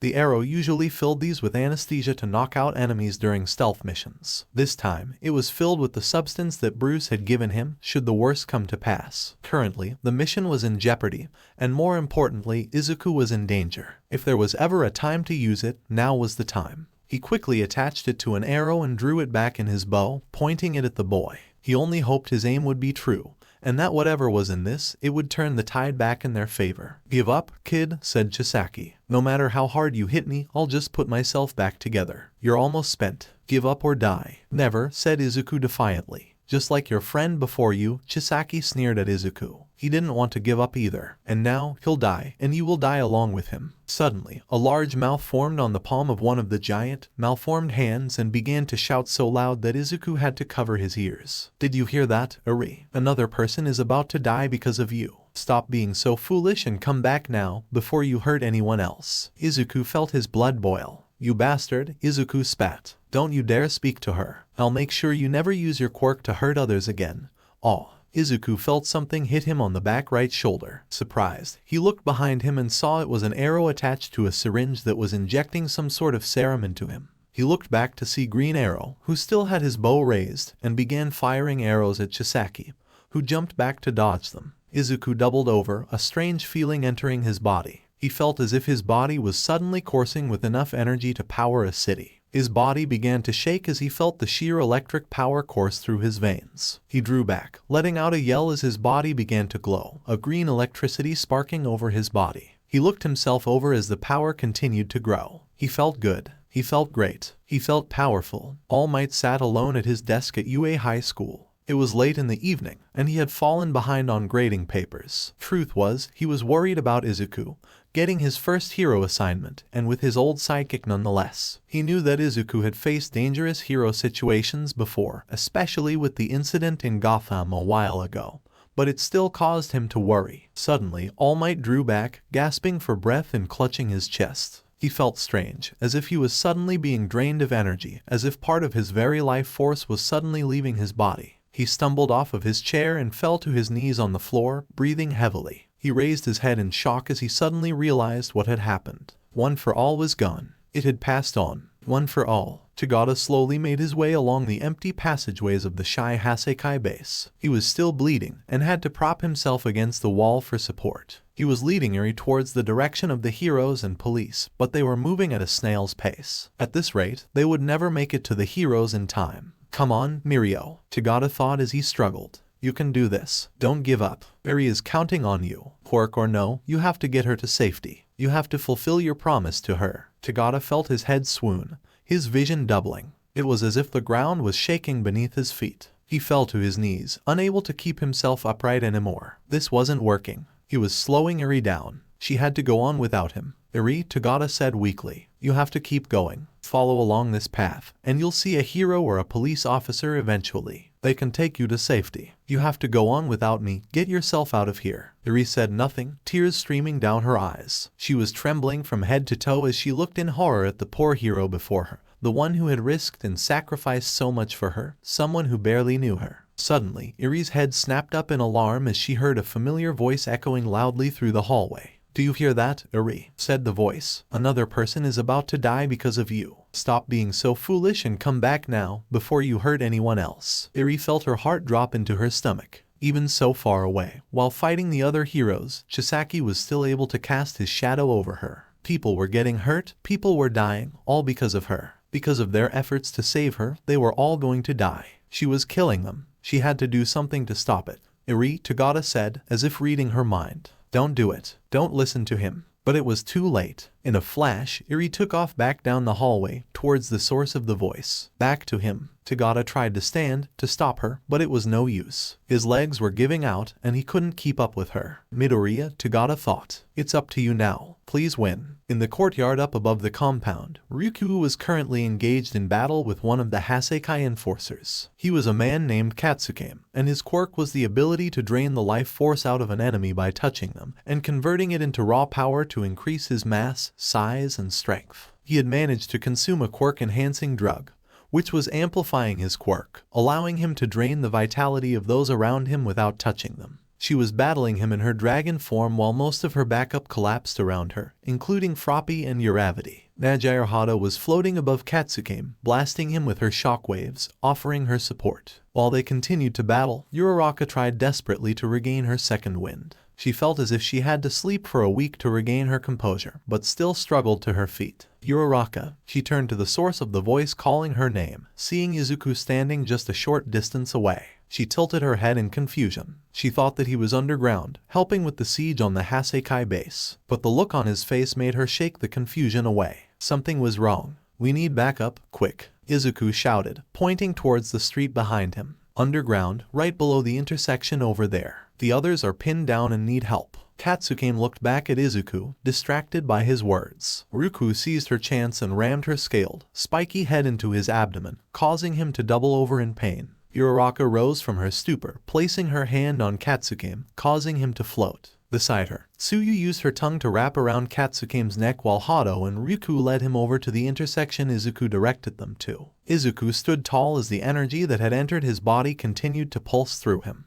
It was a feeling that he had never experienced before. It was as if his entire body was filled to the brim with an explosive light that threatened to burst at any moment. What is happening to me? Izuku asked. Chisaki's smug look had morphed into that of concern upon seeing this newfound ability before him. He had no idea what the hooded hero had injected into the boy, perhaps some sort of quirk-enhancing drug, but he knew better than to take his chances. He had to get rid of this boy and find Eri quickly. Parlor tricks won't save you, boy, said Chisaki. I will kill you all the same. Izuku didn't falter, dropping down into a fighting stance. You're welcome to try, mob rat, he said defiantly. How dare you? Chisaki roared indignantly. The shy Hasekai will not be mocked by some pretender child. Prepare to stop. Both Izuku and Chisaki turned to the source of the voice. Izuku was horrified to see the small form of Eri standing before them. Please, stop this, she shouted, tears in her eyes. I'll do whatever you want, but please don't hurt anyone else. Eri, no, shouted Izuku. Before he could react, he felt something hard slam against his body, sending him flying away from the small girl. Chisaki had used his quirk to knock him away with a stone pillar while he was distracted. Stay out of this, boy, Chisaki shouted before turning his attention back to Eri. Good girl, Eri. You came to your senses. Now come here quickly before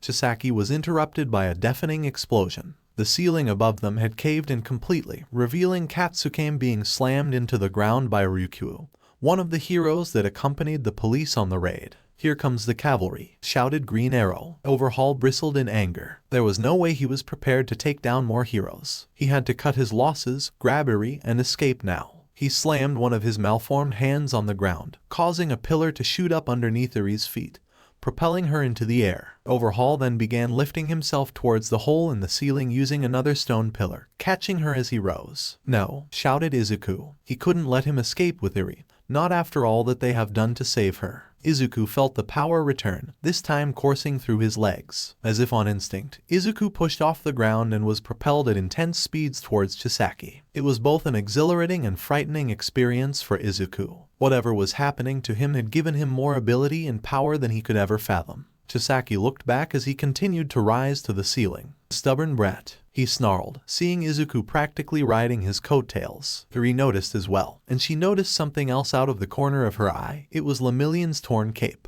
Her heart began to ache as she remembered the poor hero's sacrifice for her, giving up everything, even nearly his life, just to save her. It was her fault. She was nothing but a burden, a mistake who would get people killed. It was better this way, away from everyone who she could hurt, away from Iri. Iri looked around, confused. She could swear she heard someone calling her name. It was suddenly as if everything was slowing down around her, seconds turning to minutes. She heard the voice again, but it was clearer this time. It sounded like the voice of a female, with an accent that she had never heard before. "Iri, who are you?" she asked. "What's going on?" "Don't be afraid, mon cher," the voice said gently. "Use your quirk, child." "No," said Iri. "No, I can't. I have to go with Chisaki. I can't let other people get killed because of me." "Chisaki lied to you, cher," the voice assured her. "He is the killer, not you. Reach out, Iri." "I can't," said Iri sadly. "Mon cher," the voice continued. "You are a special child, and these people will never stop trying to save you, even at the cost of their own lives. If you truly wish to stop the killing, you must let them take you away from this place." I, Iri said, her heart racing and tears streaming down her face. "You can do it, child," the voice continued.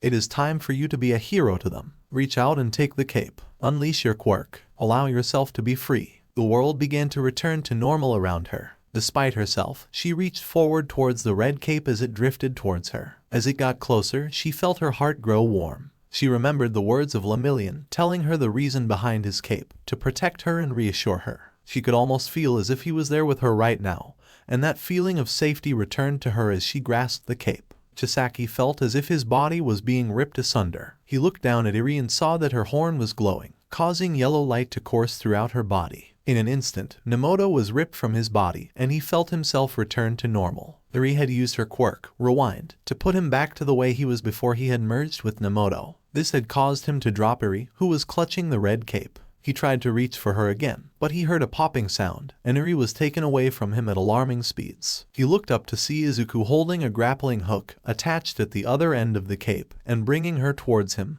catching her in his arms. "No," shouted Chisaki angrily. "I've got you, Iri," shouted Izuku. "No one will ever hurt you again." "Give her back to me," shouted Chisaki, using his quirk to send more spiked pillars at him. Izuku placed Iri on his back. "Hold on tight, Iri," he said. He cupped his hands and unleashed an intense blast on Chisaki below him, a blast larger than anything he had ever been capable of before. Chisaki had just barely had time to dodge the attack, but not in time to prevent his arm from being caught in the blasts. His arm was instantly vaporized, and he roared in pain as he grasped it. Izuku was propelled into the sky above them, with Iri still clutching him. What just happened?" asked Ryukuo, having covered Night Eye, Green Arrow, Uravity, and Froppy to shield them from the blasts. "Where's Deku?" asked Uravity. Suddenly, she saw someone emerge from the rubble several yards from them. Chisaki stood, still clutching his severed and charred arm, blood seeping down his face. In an instant, what was left of his arm was dematerialized, only for it to rematerialize a second later,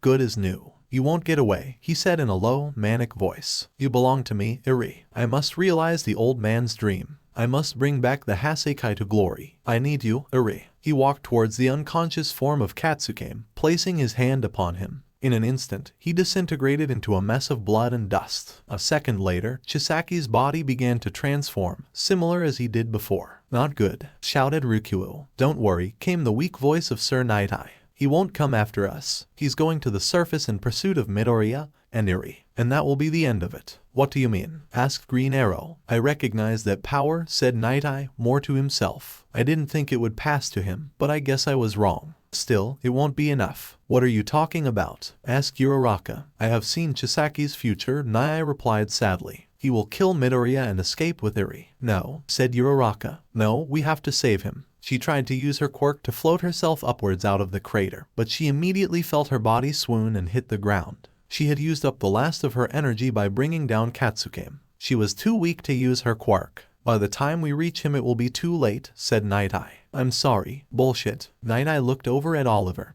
who was glaring at him. That's bullshit and you know it, he said. Do you know how many times my death has been foreseen? Or Batman's, and we're still here. He looked up at the ceiling, and if Midoriya is anything like his mentor, he's not going anywhere either. Izuku was still flying above the crater below, but he noticed something different. His injuries were gone, and he felt refreshed, as if he had just awoken from a good night's sleep. Eri, is this your doing? Izuku asked. Are you a healer? Eri remained silent. Before Izuku could question her further, a large rumble came from the crater below them. Izuku gasped in horror as a gigantic creature emerged from the wreckage, using its several appendages to pull itself up out of the crater. It was grotesque and misshapen, like a skeleton covered in rancid flesh. Inside a large beak-like opening at the head was top half of Chisaki, sticking out of the center of the gaping maw. She can't control her quirk, said Chisaki. She has the power to rewind people, but she can't turn it off. If you keep holding her like that, she'll erase you from existence. Didn't I tell you that girl is cursed? Now hand her over, or would you rather be annihilated? Rewind, huh? Izuku said. He looked at his hands. The blast from before had shattered his fingers due to its power, but now they were completely fine. Whatever was happening to him, this increase in power was damaging his body when used at full force. But now that he had Eri with him, she could rewind every injury he sustained. That means he has a chance to really cut loose. Lend me your power, Eri, said Izuku. Things are about to get messy. You fool, shouted Chisaki. Quirks are not natural. They are a virus, a plague that infected humanity for too long. Eri's power can rewind humanity to a time where quirks no longer existed, removing the very tainted cells that make quirks possible. Can't you see how she could change things? I can finally cure this hero sickness. I can end this madness. Give her to me. Chisaki used his appendages to propel himself into the air towards Izuku. In turn, Izuku cupped his hands together again, feeling the power flow through him. Megaton Blast. The blast was even greater than before, erupting in a megaton explosion. Chisaki's grotesque body was blown apart, only for him to reassemble it into a different form a moment later. He then sent several spiked pillars from the city below towards him and Eri, only for Izuku to propel himself towards him with his quirk, kicking and punching the pillars into rubble as they came. He leveled his hand and blasted Chisaki again. His shattered limbs immediately repaired themselves thanks to Eri's quirk. Izuku felt Eri's quirk growing stronger. He had to end this quickly before the unthinkable happened. Chisaki reformed his body, but it wasn't as large as it was before. He felt his blood boil and his mind begin to shatter. This wasn't how it was supposed to be. This boy was ruining everything. He was like his mentor, the man who took him in. He told him pursuing drugs was foolish and dishonorable, that restoring the Hasekai wasn't worth losing their humanity in the process. But he was short-sighted, so he had to get him out of the way. Once he destroyed this kid and raised the Hasekai to their rightful place, he would revive the old man and show him how right he was. Yes, he had to show the old man. He had to get Eri back. He had to win. Chisaki launched another attack at Izuku, who used his quirk to propel himself out of the way just in time, countering with another blast. Each time he reformed himself, he had less to work with, but the boy would not let up. Each time he attacked, the boy was quick to evade and counter. In truth, Chisaki wasn't much of a fighter. He mainly used his quirk to win battles, but in this case, the boy was definitely superior to him in combat. You're a fool, Chisaki, said Izuku. You have abandoned all humanity chasing an impossible goal. Shut up, shouted Chisaki. You are destined to lose, shouted Izuku. From the very start, people like you will always be stopped by people like me. I will never stop until people can finally live free from terror caused by monsters like you. This I vow. Izuku appeared before Chisaki, who gasped in surprise. Starting with you, shouted Izuku, raising his hands. Special move, KRAKATOA. Chisaki felt his body crumble around him as he was enveloped in the blast, a strange, calm thought entering his mind, aware that if he hadn't had Katsukame's body protecting him when he merged with him, he would not have survived. Perhaps the boy knew that and was counting on it, but it didn't matter anymore. His mask had melted in the blast, along with the rest of Katsukame's body, and as he fell to the earth beneath him, he was finally forced to accept the inevitable. He had failed. Uraraka and Sir Night-Eye had made it above ground, with Uraraka utilizing her quirk with Ryukyu's assistance to get them out of the crater below. They had watched the battle before them in stunned shock, with Night Eye unable to believe what he was seeing. Impossible, he whispered. I saw it. Chisaki had escaped and killed Midoriya. I saw it so clearly. An immutable future. The dust and smoke around them cleared, and the truth was laid before their eyes. Chisaki was unconscious and beaten, and Izuku stood triumphant. Night Eye couldn't believe his eyes. The future had changed. It had really changed. Hey, Sir, Night Eye laughed, coughing up a little blood. It appears I have finally landed on Tails. With that, he drifted into unconsciousness. Izuku stood amidst the rubble around him, panting heavily from his battle. He had done it. He had defeated Chisaki and rescued Eri. It was over. It was finally. Izuku doubled over, suddenly in extreme pain. He felt as if his body was coming apart at the seams. He looked back at Eri, who was still clutching to his back. The horn on her head had grown longer and was glowing even more. Her quirk was increasing beyond her control. This was bad. If it continued to grow, Izuku would be destroyed. He felt the ground rumble beneath him. Chisaki was awake. He had reformed himself and was reaching towards him with one of his giant hands. As soon as it touched them, however, the arm exploded, causing a reversal where Katsuki and Chisaki separated, sending them both flying in opposite directions. Uraraka immediately seized her chance and floated towards Chisaki, using her martial arts she learned from Gunhead to subdue the crime boss. Izuku fell to his knees. Eri's power was growing, and he could feel himself growing weaker by the second. He had to find a way to shut off her quirk, but he could barely move from the sheer weight of the power coursing through his body. Eri felt her heart pound, crying in fear. She had to stop. She was going to kill him. She had to. Suddenly, the power that was coursing through her suddenly stopped, causing her to collapse in a heap atop Midoriya, who caught her just in time. Sui, Ryukyu, Green Arrow, and Eraserhead had finally made their way above ground, and Aizawa had used his quirk just in time to stop Eri before it was too late. Eri was safe. Chisaki was defeated. They had won. The rest of the raid went off without a hitch. Reinforcements were called, and those who were injured were quickly taken to the hospital. Red Riot, Rocklock, Lemillion and several police were carried away on stretchers, sustaining minor to moderate injuries that would recover with time and treatment. Green Arrow, Arsenal, Speedy, Sun Eater, Fatgum and the remaining heroes and police worked to clear out and arrest the rest of the Hasekai. Eri had gained a fever and passed out. She was quickly rushed to the hospital with the others. It was Sir Night Eye that had taken the worst injury. He was in critical condition, and if it wasn't for the fact the spiked pillar that pierced him through the back had stopped the blood loss, he would have bled out long before the ambulances arrived. Chisaki was strapped to a stretcher and taken into police custody. He was scheduled to be transported to Tartarus within the hour. His hands were restrained to prevent him from using his quirk, but the mob boss seemed listless and didn't put up a fight. Still, the heroes were not going to underestimate him. As the police were driving, however, they noticed a large semi-truck pull up in front of them. They turned on their sirens to signal them to move, but the truck didn't budge. Suddenly, the back doors opened, revealing three individuals, a man in a red shirt and black vest, sporting a white mask and top hat, a man with purple patchwork skin, and lastly, Tamura Shigaraki, shouted one of the officers. The patchwork villain known as Dabai used his fire to blast the police car before him. The blast was interrupted, however, when Snatch, the sand hero that was escorting them, threw up a wall of sand to protect them. Shigaraki had leapt from the truck towards the police vehicle. Snatch tried to throw up another protective wall, but Mr. Compress had rolled one of his compression orbs under the car, and upon releasing it, caused the car to ram into a large boulder that was contained in the orb. Shigaraki hopped from that car to the other one, breaking the glass and causing the driver to crash the car. This caused the truck that was carrying Chisaki to swerve to miss hitting the police car, overturning it in the process. With the convoy stopped, Dabai and Mr. Compress subdued Snatch in a compression ball. Shigaraki approached Chisaki,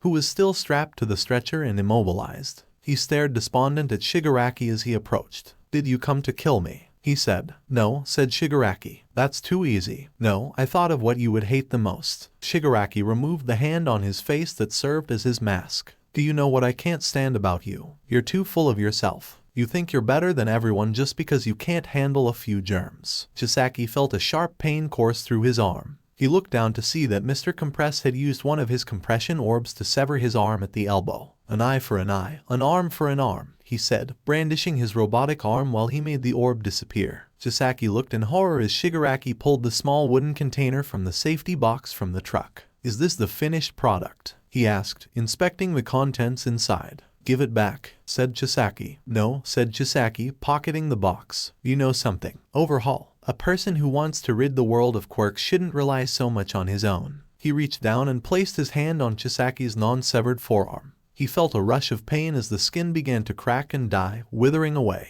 In an instant, Shigaraki cut off his other arm at the elbow, stopping the decay. Sorry about that. But if I hadn't cut it off, your body would have turned to dust. But isn't it funny? All this time you were trying to rid the world of quirks. Now you are nothing but a powerless, quirkless child yourself, hoisted by your own petard, so to speak. And now the fruits of your labor are mine, and you have nothing. Chisaki gasped in horror, the realization dawning on him. His hands were gone, which meant that his quirk was now gone. Everything he had worked for was undone. Everything he had strived for was for naught. And worst of all, he swore to revive the boss after his work was complete.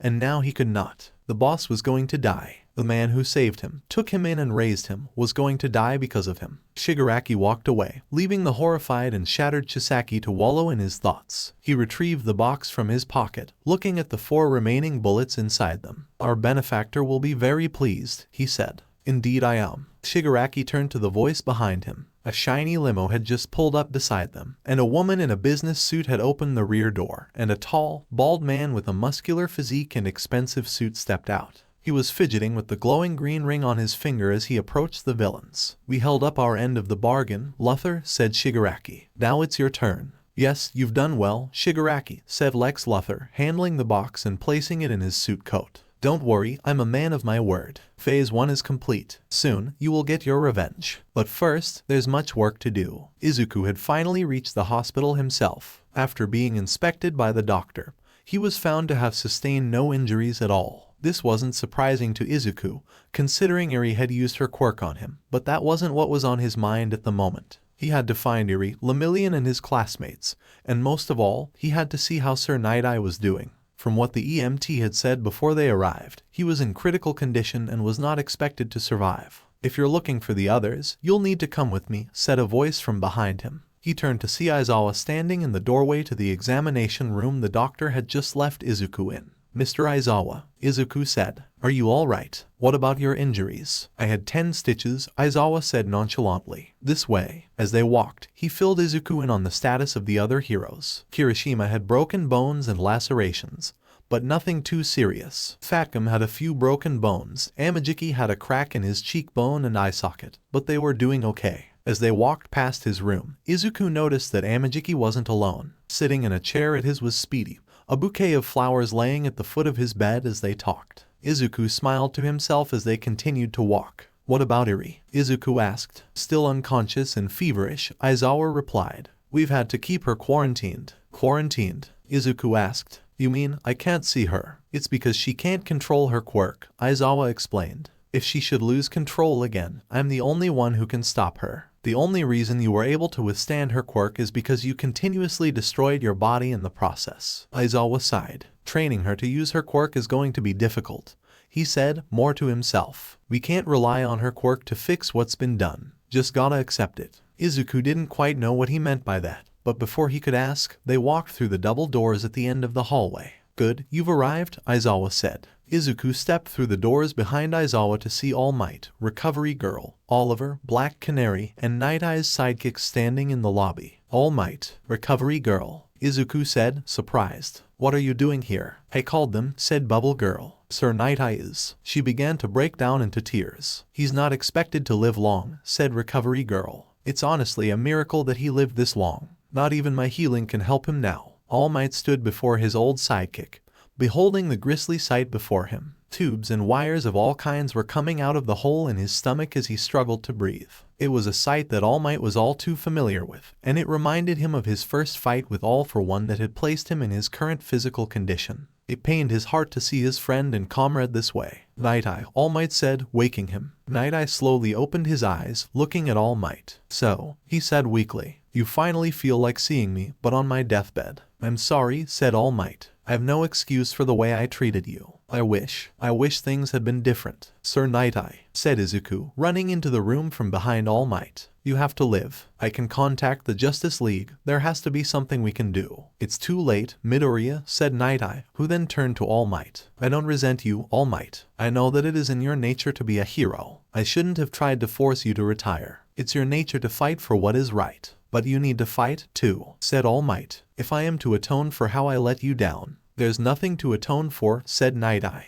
I wanted to change the future where you were killed, but no matter what I tried, I wasn't able to change it. He turned to face Izuku. But you showed me today, Midoriya. You showed me that the future is not as set in stone as I once thought. A strong will, with an unshakable determination, can overcome any obstacle. The door behind them burst open suddenly, startling Izuku and All Might. Kagata came limping through the door as fast as he could while the nurse tried to stop him. Sir, he cried upon reaching his bed. Please, you can't die. You can't. I still have so much to learn from you. Please. Tears fell freely from his face as he trembled before his mentor. Mirio, said Night Eye. I should have been a better mentor to you. I only wish I could have saved you before you lost your quirk. Don't say that, said Tagata. I owe everything to you. It was because of your teaching that I was able to get strong. I would be nothing without you. Please, don't leave me. The eye slowly lifted his hand towards Mirio, placing it on his cheek. Mirio saw his mentor's irises change to a deep purple color, the same color it did when he was using his quirk. I've seen your future, Mirio, he said.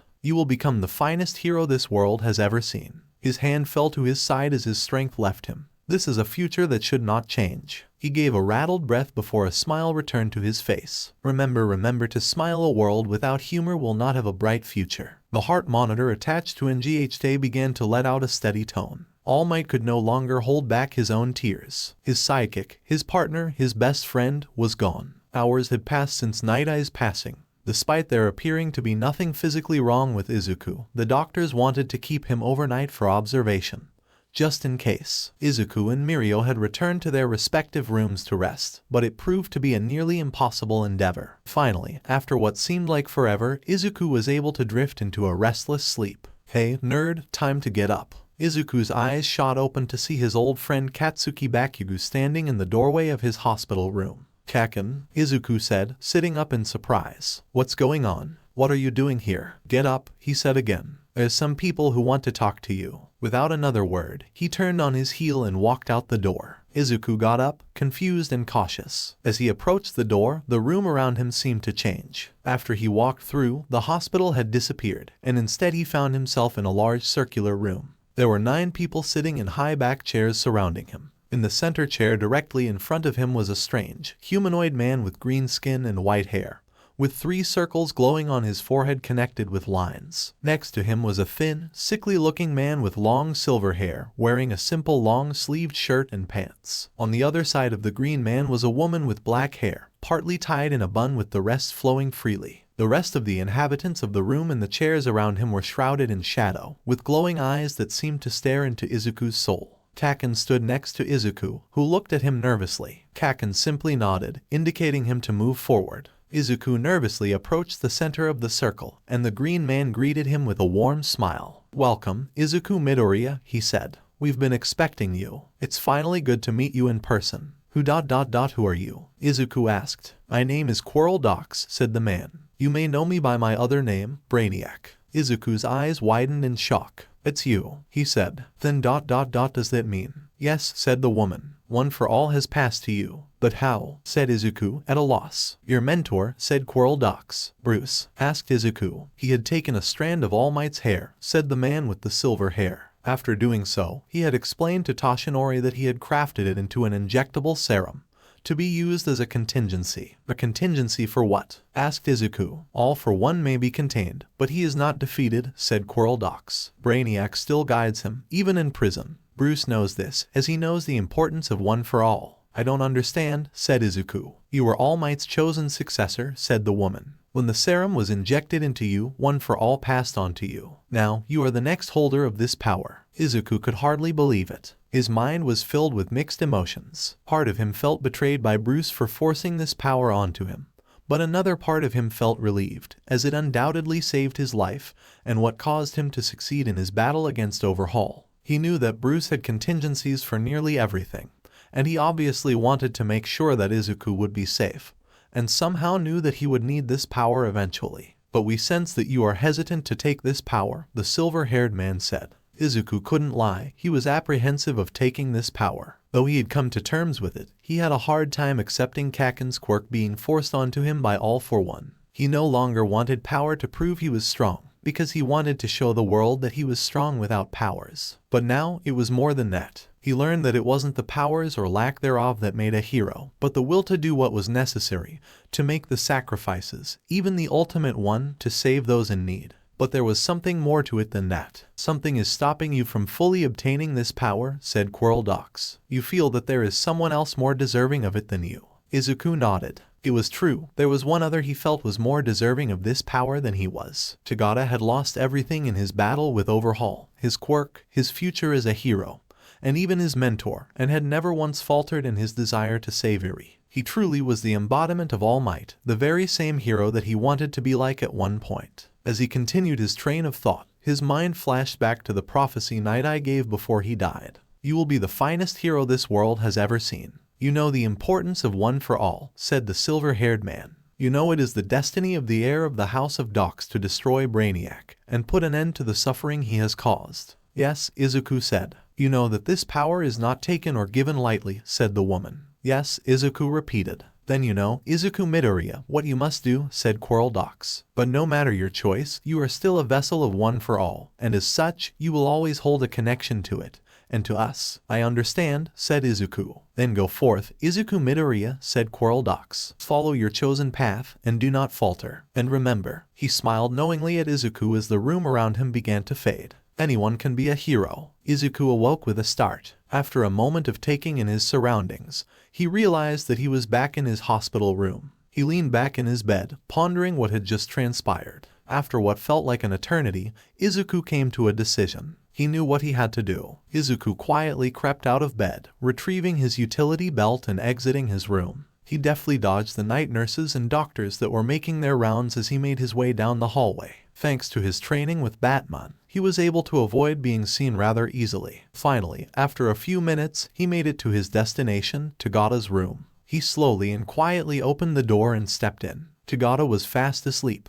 He heard from the nurses that the death of his mentor had shaken him to his core, so much that he had to be sedated in order to assist him with sleeping so he could heal. Izuku silently crept over, pausing for a moment as he looked at the poor battered teenager before him. His heart ached for his loss, as he knew both how it felt to lose someone who meant a lot to you, as well as to feel powerless to stop it. He took a deep breath. It was now or never. He reached into his utility belt and drew a small knife. He sliced a small cut at the tip of his finger, just enough to draw blood. He then moved over to Tagada and carefully removed one of his bandages on his arm, exposing one of the many cuts and lacerations that riddled his body. Carefully placed his bloodied finger against the open wound, allowing his blood to seep into the gash. Upon doing so, he felt strange, as if a life force was being pulled from his body. As quickly as it came, it had gone, leaving him with an eerie feeling of emptiness. But despite this, he couldn't help but also feel a sense of relief passing over him. Sir Night Eye's vision will come true, Izuku thought. You will be the finest hero this world has ever seen. Izuku then replaced the bandage and exited the room. An old man walked the empty halls of the university hospital mortuary. He leaned on a cane and carried a duffel bag with him, his breathing slightly labored as he walked. It was after hours, so the staff had gone home for the night. That was good. He didn't want to be disturbed. He approached the door that led to cold storage, where they held the cadavers before transporting them to be cremated. He put down the duffel bag and with a wave of his hand, the door unlocked and opened, allowing him to step through. The old man looked through the many cold storage lockers that lined the wall before him, finally finding the one he was looking for. Dropping the duffel bag, he waved his hand again, and the locker slid open on its own, drawing out a table with a body bag resting on it. He unzipped the body bag and opened it, revealing the lifeless corpse of Sir Night Eye. "Hello, old friend," said the man. "I'm sorry we had to meet again like this." He sighed as he looked over his friend's peaceful face. "You have been through so much. A part of me wants to let you rest, to leave you to your reward in the afterlife. However," he opened the duffel bag and retrieved a golden helmet. "Fate has other plans for you. One for All has successfully passed on." Izuku and Tagada were sitting across from Jaeon's in the watchtower. Behind them stood All Might and Batman.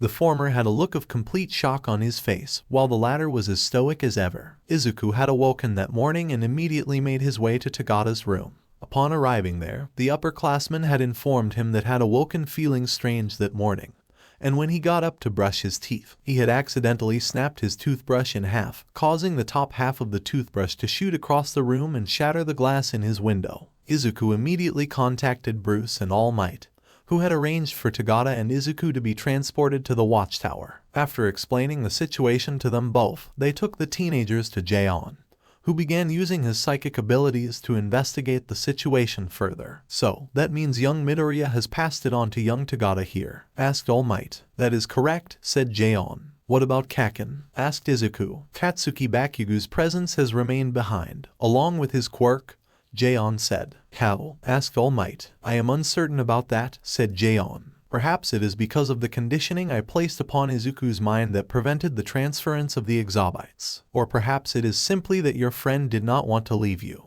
Jaeon gave Izuku a kind smile as Izuku pondered his words. "But I don't understand," Tagada said, getting Izuku's attention. "Why would you do this? Why would you give up so much power? A chance to be All Might's successor?" Izuku pondered for a moment. "Because I wasn't worthy," he said simply. "I think we all know that's not true," said Batman. Izuku chuckled slightly. "Because of what Sir Knight I said," said Izuku. "He said that you were going to be the finest hero the world has ever seen. And this is a future that should not change. Well, I plan on seeing that it doesn't." "But," Tagada began. "Besides," Izuku interrupted, looking up at Bruce, "I already have a legacy to live up to." He looked back at Tagada, placing a hand on his shoulder. "Carrying on All Might's legacy, as well as Night Eyes, is yours to do." Tagada couldn't help but smile as he wiped a tear from his eye. "But everyone thinks that I lost my quirk. How am I going to explain all this?" he asked. "Well, the quirk erasing cartridges were lost en route to police headquarters," said Batman. "Most likely taken by the League of Villains, considering what happened to Chisaki. We still don't know a lot about them, and we can conceivably say that this is a side effect of the drug. In the meantime, you will need some time to adjust to these powers," said All Might. "I have arranged to have you continue the semester here at the Watchtower." "Seriously?" asked Tagada, beaming with excitement. "But who's going to teach me?" "I will be here every few days to help show you the ropes of this quirk," said All Might. "Also, several heroes here have volunteered to help you along the way." "I'll be here as well," said Izuku. "All Might and Batman convinced the school to allow me to continue my work studies here with the Justice League. I was the one who gave you this quirk, and I will see it through until you master it." "Thank you, Midoriya," said Tagada, embracing Izuku. He was a little taken aback by this forward show of affection, but let it slide as Tagada has always been more touchy-feely than the rest of his peers. "Now then, perhaps we should," Jaeon began before he was interrupted by the sound of an alarm. He immediately took flight towards the command deck of the watchtower, with the rest of the group following in tow. Once they had all reached the command deck, they saw Superman was already there, with several other superheroes working the various controls. "What's going on?" asked Jaeon. "We just got an emergency alert from the Green Lantern Corps," said Superman. "We're trying to patch it through now. Green Lantern Watchtower, Green Lantern to whatever." "Green Lantern, this is the Watchtower," said Superman into the con. "Please boost your signal and repeat." "This is John Stewart of the Green Lantern Corp, trying to contact the Watchtower." A gruff voice through the communications con came through. "John, this is Superman. We read you loud and clear," said Superman into the con.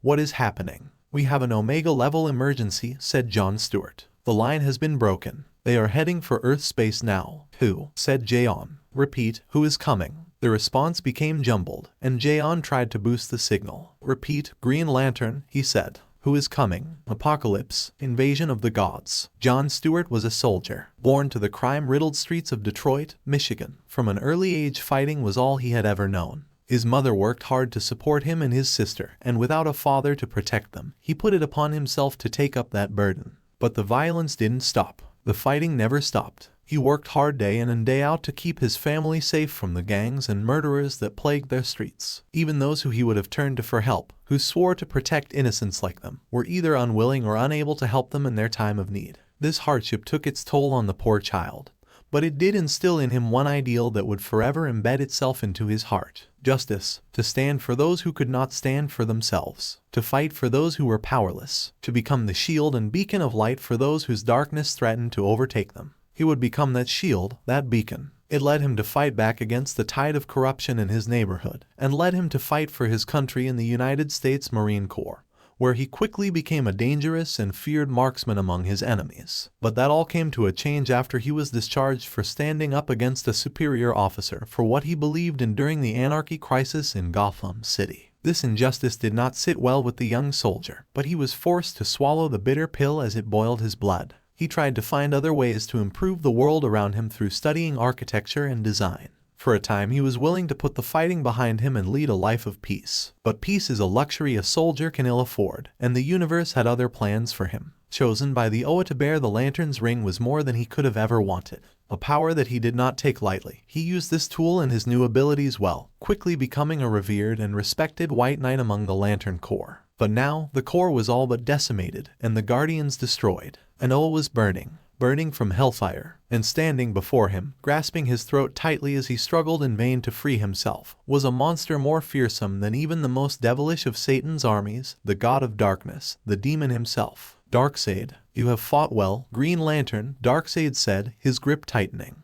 But your masters are destroyed, and your armies vanquished. But I am not without mercy. You must only speak my name and bow to me, and I will grant you a warrior's death. John gasped for air as Darkseid's grip was loosened, dropping him to the floor. He looked at his ring, which was cracked and broken on his finger. It would no longer be able to protect him, to fight for him. He was simply a man now, facing the might of a god. But he was a soldier. If he was going to die, it would be on his feet. He struggled to his feet, staring defiantly into the eyes of his oppressor. In brightest day I in blackest night, he choked, his voice straining after being strangled. No evil shall escape my sight. John was thrown sideways as Darkseid's clenched fist collided with his face, sending him crashing into the rubble beside them. He knew this attack was not at full power, otherwise he would be dead. Darkseid was toying with him. Once again, he struggled to his feet, spitting blood onto the floor as he coughed violently. He could feel that his lung had collapsed, and he had several broken ribs. For those who worship evil's might, he said, struggling as he began to black out. Beware my power, Green Lantern's light. Darkseid simply laughed as John continued to stand obstinate against him. Very well, warrior, he said. If you simply complied, your death would have been quick and painless. But now, I have something else planned for you. He reached out and grabbed John by the throat once again, holding a remote-like device, pressing the button on the top of it. There was a loud explosion beside them as a tear formed in the fabric of space and time, opening like a window. John looked in horror as he saw the planet on the other side of that window. Earth, for too long your masters have defied me, said Darkseid, keeping me from taking what is rightfully mine. The anti-life equation is on your homeworld. I am certain of it. And now, as punishment for your impudence, you will watch helplessly as I level your home. Once I find what I am looking for, only then will I bring your pitiful planet to its final destiny. He dropped John to the floor, who gagged and coughed as Darkseid simply walked past him towards the boom tube before them. He had to contact the Justice League. He had to warn them of what was coming. He began to crawl towards his broken ring. Upon reaching it, he saw the cloaked figure of Darkseid's aide-in-chief of torture, Dassaud, stood over him. He simply bent down and handed the ring to John. Call your comrades. Green Lantern, Dassaud said, grinning maliciously. Warn them of our coming, but it will do you no good. Nothing can stop the great Darkseid. Your planet is doomed. Dassaud stood and followed his master towards the portal. Several more boom tubes opened up around the planet as hordes of parademons piled out of them like a swarm of locusts. Green Lantern to Watchtower, he croaked into the broken ring. He wasn't sure if his signal was getting out, but he had to try. Green Lantern to Watchtower. Green Lantern, this the WTCH tower. Please boo, ignal and repeat. The ring spoke as a broken communication came through. This is John Stewart of the Green Lantern Corps, trying to contact the Watchtower. He shouted into the ring. John, this is Superman. We read you loud and clear, the ring replied. What is happening? We have an Omega-level emergency, said John. The line has been broken. They are heading for Earth space now. Who is coming? Apocalypse, said John, before finally succumbing to his injuries and fading into unconsciousness. The Watchtower was in utter pandemonium as an alarm blasted through the halls. Heroes and technicians were scrambling to their stations as ships left the hangar bay. Izuku, All Might and Tagada struggled to keep up with Batman, Superman, Wonder Woman, and Martian Manhunter as they made their way out of the medical bay. What's going on? Said Izuku. We don't have a lot of time, said Superman. They'll likely be here any second. We need to scramble for support, said Batman. Get the word out to all agencies across the globe. It's all hands on deck. Jaeon, get these kids out of here and somewhere safe. Batman, what's happening? Izuku said. To the average layman, Batman looked as stoic as ever, but he knew Bruce on a better level than most people. The look in his eyes conveyed a concern that he had never seen before, and it unnerved the young hero in training. We don't have time to explain, said Batman. Go with Jaeon, heal. No way, said Izuku. If something's going down, we want to help. Out of the question, said Batman immediately. It's too dangerous. Too dangerous, said Izuku incredulously. After all that he had been through with the hero killer, the League of Villains, All for One, the Joker, and most recently, the Hasekai, did Bruce not have faith in him by now? Batman, we can help, just, no. Batman snapped, turning to the Martian Manhunter. Jaeon, get them out of here. It's too late for that, Batman, came a voice from their comm links, one that Izuku didn't recognize. You'd better get up to the command deck. Right now. Izuku and Tagada expressed a concerned look at each other as they followed the heroes to the command deck. Once there, they saw a man standing at one of the computer consoles, clad completely in what looked like a suit made of metal, with a large flowing red cape and Superman's insignia on his chest. Izuku immediately recognized him as John Henry Irons, codenamed Steel, one of the heroes that took Superman's place after he was presumed dead.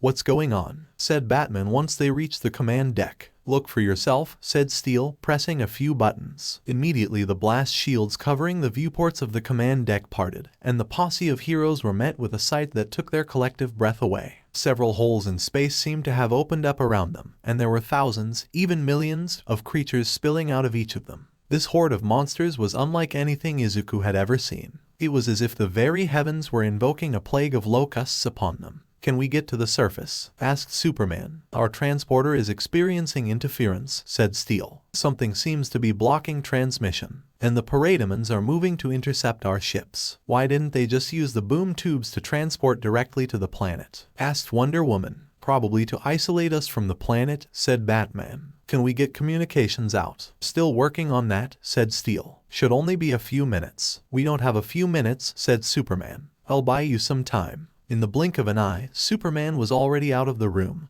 heading towards the docking bay. A few seconds later, they saw a small blue and red figure appearing out in space, which began to engage the creatures while in the vacuum itself. Tagada and Izuku watched the sight in amazement. Although Izuku followed heroes all his life, this was the first time he had ever seen Superman in combat in person, and it was a fascinating sight to see. The teleporter is online, said Steel, shaking them out of their thoughts. Send us down, now, said Batman. Before Izuku could protest, a bright glow surrounded them as the watchtower disappeared, replaced with grass and trees. He looked about and saw that they were back on the UA campus, with All Might, Tagada and Batman standing next to him. Batman turned and began walking away, placing his finger to his ear and speaking into his comlink. Batman to watchtower, he said into his comm. I'm heading to the warehouse and engage the enemy once I am airborne. No, wait, said Izuku. We can help. Out of the question, said Batman immediately, turning to Izuku. You have no idea what you're up against. Then enlighten us, said Tagada. What's happening? What are those creatures, and what's Apocalypse? Batman paused. Every second they stood here may be a second too late to save them, but he knew how stubborn Izuku and his friend could be.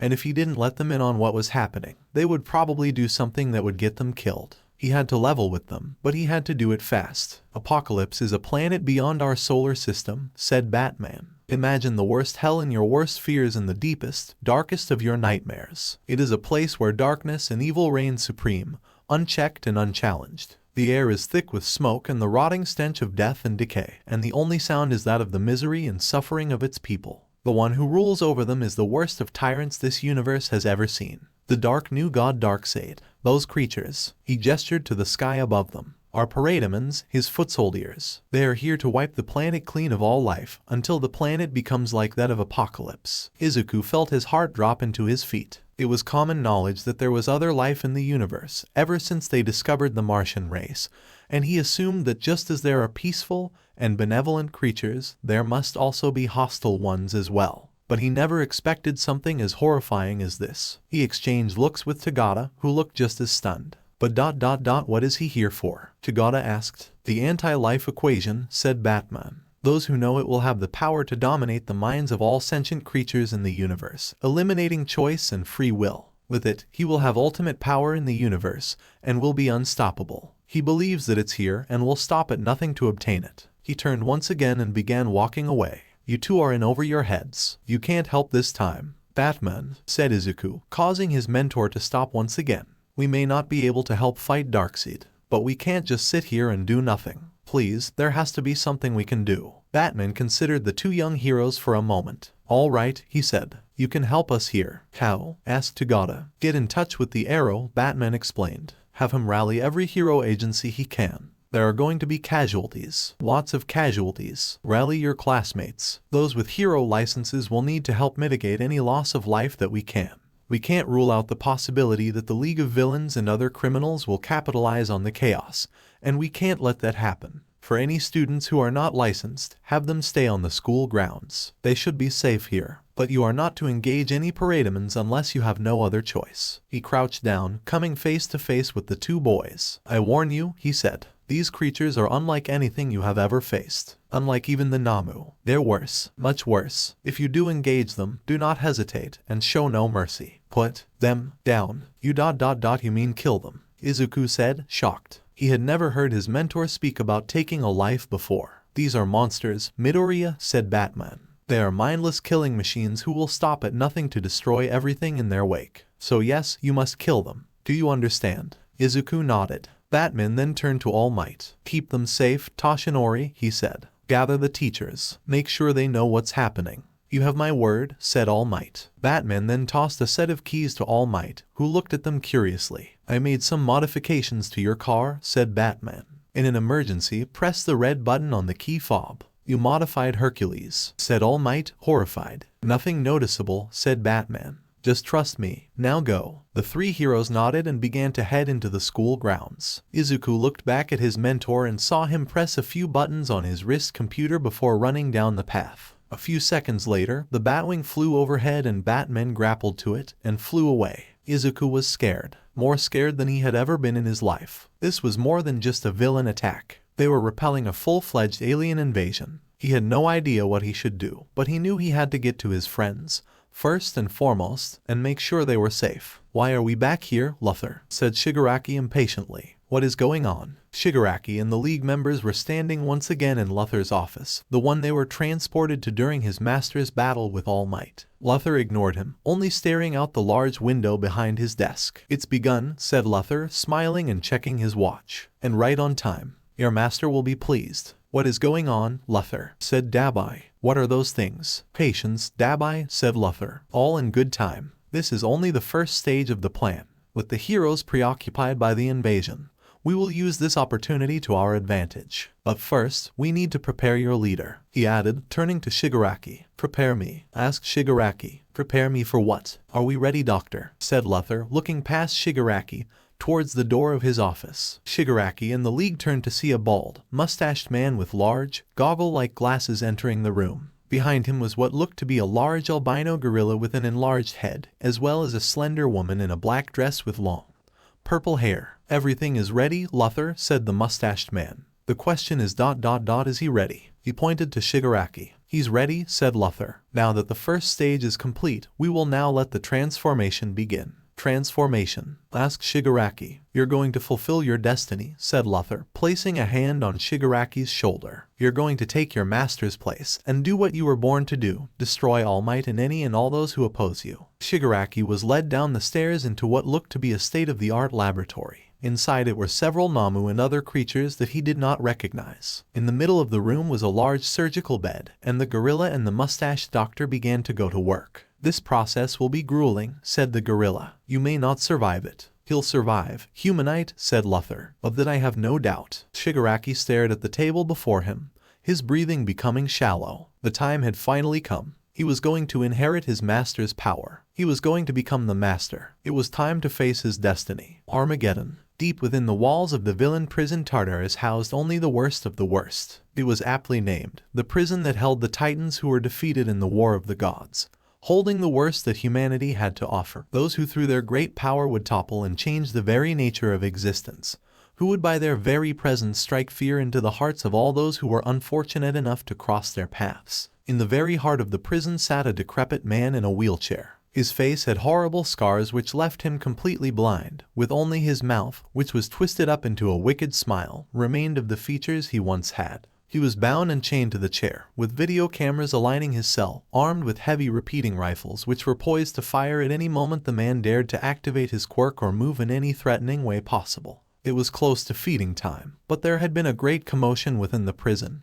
He doubted that it would be on time today. Not that it mattered to him. He was kept in the dark about the world outside the prison, but he had a pretty good idea as to what was going on right now. If all was going according to plan, he would soon be free of these shackles. The commotion began to grow louder as time passed on. He could hear gunfire, shouting, and explosions. Though he was blind, he knew that his captors would still be monitoring him, so he dared not activate one of his thermal vision. He had to be patient. As the minutes continued to crawl, the explosions grew louder, and the ground began to shake beneath him. His smile grew as the trembling grew larger. He knew the sound that was fast approaching him all too well. The sound of the stride of giant footsteps, tearing through the various walls and obstacles, seeking his location. The sound of shouting, guns, and fighting was close now. It was right outside his cell. He could hear the guards being subdued and killed, the cells around him being smashed open. He heard the sound of the cameras around him short-circuiting, and he knew it was time. Activating his quirk, he could see the gigantic thermal form of one of his most loyal followers, accompanied by 2 more signatures that he recognized instantly. Gigantomachia said all for one.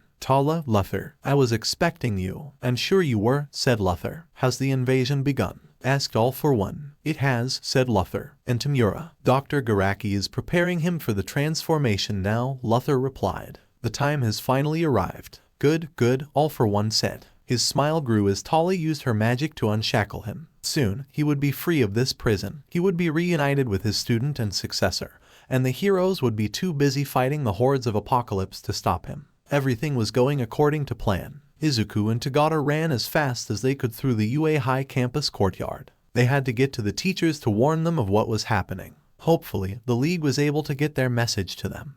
But regardless, it would be clear in a few moments as to what was quickly approaching. A crowd of students began to form outside the school, staring in awe and shock upwards as the skies began to grow darker as the swarms of parademons entered their atmosphere. They would be upon them in a matter of minutes. They hoped that the heroes would have enough time to mobilize before it was too late. Deku. Izuku turned to see Uraraka and his classmates fighting their way through the crowd, trying to get to them. What's happening? She said once they finally reached each other. What are those things? Shouted Mainta, pointing to the sky. Are they Namu? Asked Yaoyorozu. They're parademons, said Izuku. It's an invasion. Invasion, shouted his classmates. There's no time to explain, said Izuku. We have to. He was cut off at the sound of an intercom coming online. Students and faculty came the voice of Aizawa. It sounded tense and sharp, a far cry from his regular lazy voice. We are under attack. Repeat, we are under attack. Faculty and students with a current provisional license gather in the courtyard.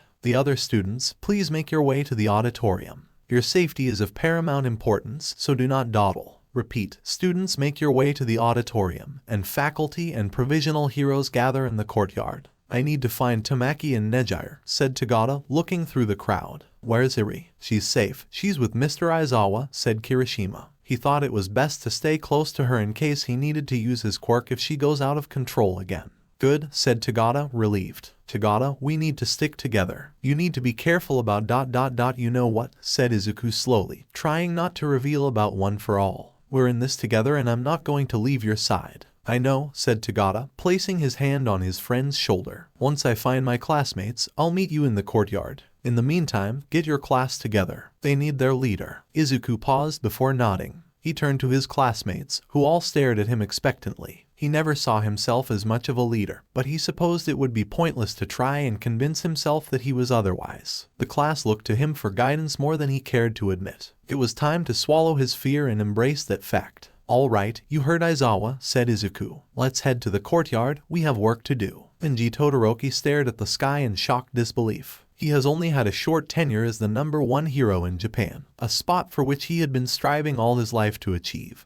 But instead of earning it for himself, it was handed to him on a silver platter when All Might retired. This was both humiliating and vexing to the pro hero. Earning the title by default rather than through his own merits was the last thing he wanted. But at the same time, he couldn't help but notice that once he had achieved his goal, his life had suddenly felt empty. For so long, the desire to surpass All Might, to be the best, had consumed his entire life. It was everything to him. And now that he finally had it, rather than relishing in the triumph he dreamed about for so long, he was left instead with this feeling of melancholy. He had begun to notice things around him, things he had never really paid attention to until now. Namely, he started to notice his family. His daughter Fayumi often talked to him, but she was the only one. His older son Natsuo usually avoided him completely, which he had simply ignored in the past in favor of his goals. But now, it seemed to be glaring upon him like a light that was impossible to ignore. What's more, he began to see Shoto for the first time. For 16 years, Enji had seen him as his greatest achievement, his masterpiece, the culmination of all his hard work, the lineage of two great quirk holders merging into an unstoppable warrior. But now all he could see was a 16-year-old boy, a boy who he knew next to nothing about. What's more, he was seeing for the first time how Shoto truly felt about him. At first, he simply attributed his son's anger and cold demeanor to a rebellious phase, one that he would grow out of once he realized his destiny. But now, it was clear that the boy wasn't simply rebellious. It went deeper than that. He hated his father. He had come to watch him during his retake of the hero certification exam. Normally, he would have been rather annoyed at the fact that it had taken him 2 attempts to get his license, a weakness that he would squish out of him with more training. But now, it was as if he was looking at someone completely different, someone that was a total stranger to him. He saw a young boy who was learning, who was finding his own path, who was learning from his mistakes and growing from them. He no longer fought against his heritage, using both quirks with ease, in harmony and balance. A boy who was accepting himself for who he was. What's more, he knew that he couldn't take responsibility for that admirable trait. It wasn't something that he had taught him. It was his friend from school, Midoriya, who was able to help him through this. A boy who he would not have given a second thought to during the sports festival, but had come to see how powerful he was, even before he had a quirk. His feelings about the Batman aside, he couldn't deny that he had trained the boy well, far better than he could have ever done. In a cruel twist of cosmic irony, during his son's exam, he had actually met his hated enemy face to face for the first time since taking the spot of #1 hero, All Might. He was almost unrecognizable now, a shell of his former, powerful self, but still carried himself with an air of strength and resilience. He felt the animosity between them begin to die as they talked, and he began to share with him what it truly meant to be the #1 hero, and the burden that came along with it. He was the man who the country would look to for guidance, to help them feel safe in their time of need. Time like now. Hawks to Endeavor. Endeavor heard the voice in his comlink. It was the #2 hero, Hawks, a young upstart who served as an annoyance and a hindrance to Endeavor if nothing else, but was a strong hero nonetheless. Endeavor here, what is it? He said. And scouting from above, said Hawks. The creatures are entering the stratosphere. They'll be upon us in seconds. I hope you have the troops rallied. We'll be ready, said Endeavor. You'd better be. This is unlike anything I've ever seen before. The comlink went dead. Endeavor sighed as he turned back to the trainees, sidekicks and heroes he had gathered. It was unlike anything he had ever seen before as well. But they had work to do. The world is under invasion. The students were shocked at the words of their principal, Nezu. Although the existence of extraterrestrials was common knowledge, due to the existence of Superman and the Martian Manhunter, it was still words that they never expected to hear. But the sky was already darkening as the horde grew larger and closer. Izuku had never seen anything like it, but he knew that they were in for a fight unlike anything they've ever seen before. Our first priority is to protect the students of UA, said Nezu. Gather with your homeroom teachers, and we will set up a perimeter around the school. Any invading forces are to be repelled. There's no time for further delay, let's move. Class 1 began to circle around Aizawa. There was a tense air about them, and they worriedly pelted their teacher with questions. What's going on? Asked Sato. What are those things? What's happening? Asked Maita. They're parademons. The class turned to Izuku, who had a dark look on his face. They're mindless creatures from the planet Apocalypse.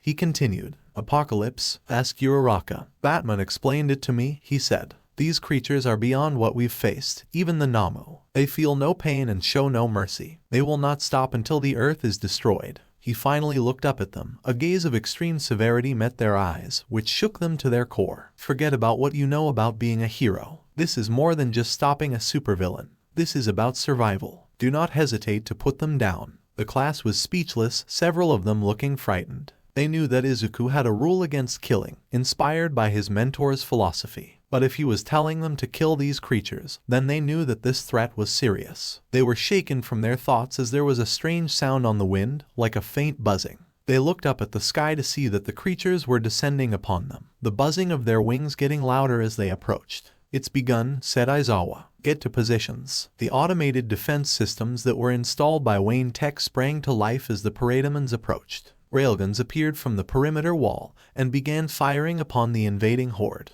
Parademons began dropping like flies, but the swarm seemed endless. They continued to encircle the school and attempted to enter the courtyard, but a large force field sprang to life and formed around the school, stopping the parademons and causing electric shocks as they touched it. More weapons appeared around the perimeter, firing large red lasers towards the creatures, causing many of them to vaporize into thin air. Others were launching mortars and rockets towards them. The student heroes and faculty formed into groups around the perimeter. Tagada had found his friends and was preparing for the assault. "Mirio, you shouldn't be here," said Amajiki. "Your quirk is gone, you'll get hurt." Hado concurred. "Yeah, about that," said Tagada sheepishly. "Look, I don't know how to explain it, but my quirk isn't actually gone, it's just changed." "Changed?" asked Hado. "Changed how?" Mirio smiled, wiping his nose with his thumb. "You'll just have to see for yourself." The creatures continued their assault on the perimeter, clawing at the force field, attempting to get through. Nezu was observing the battle from the control room in the school.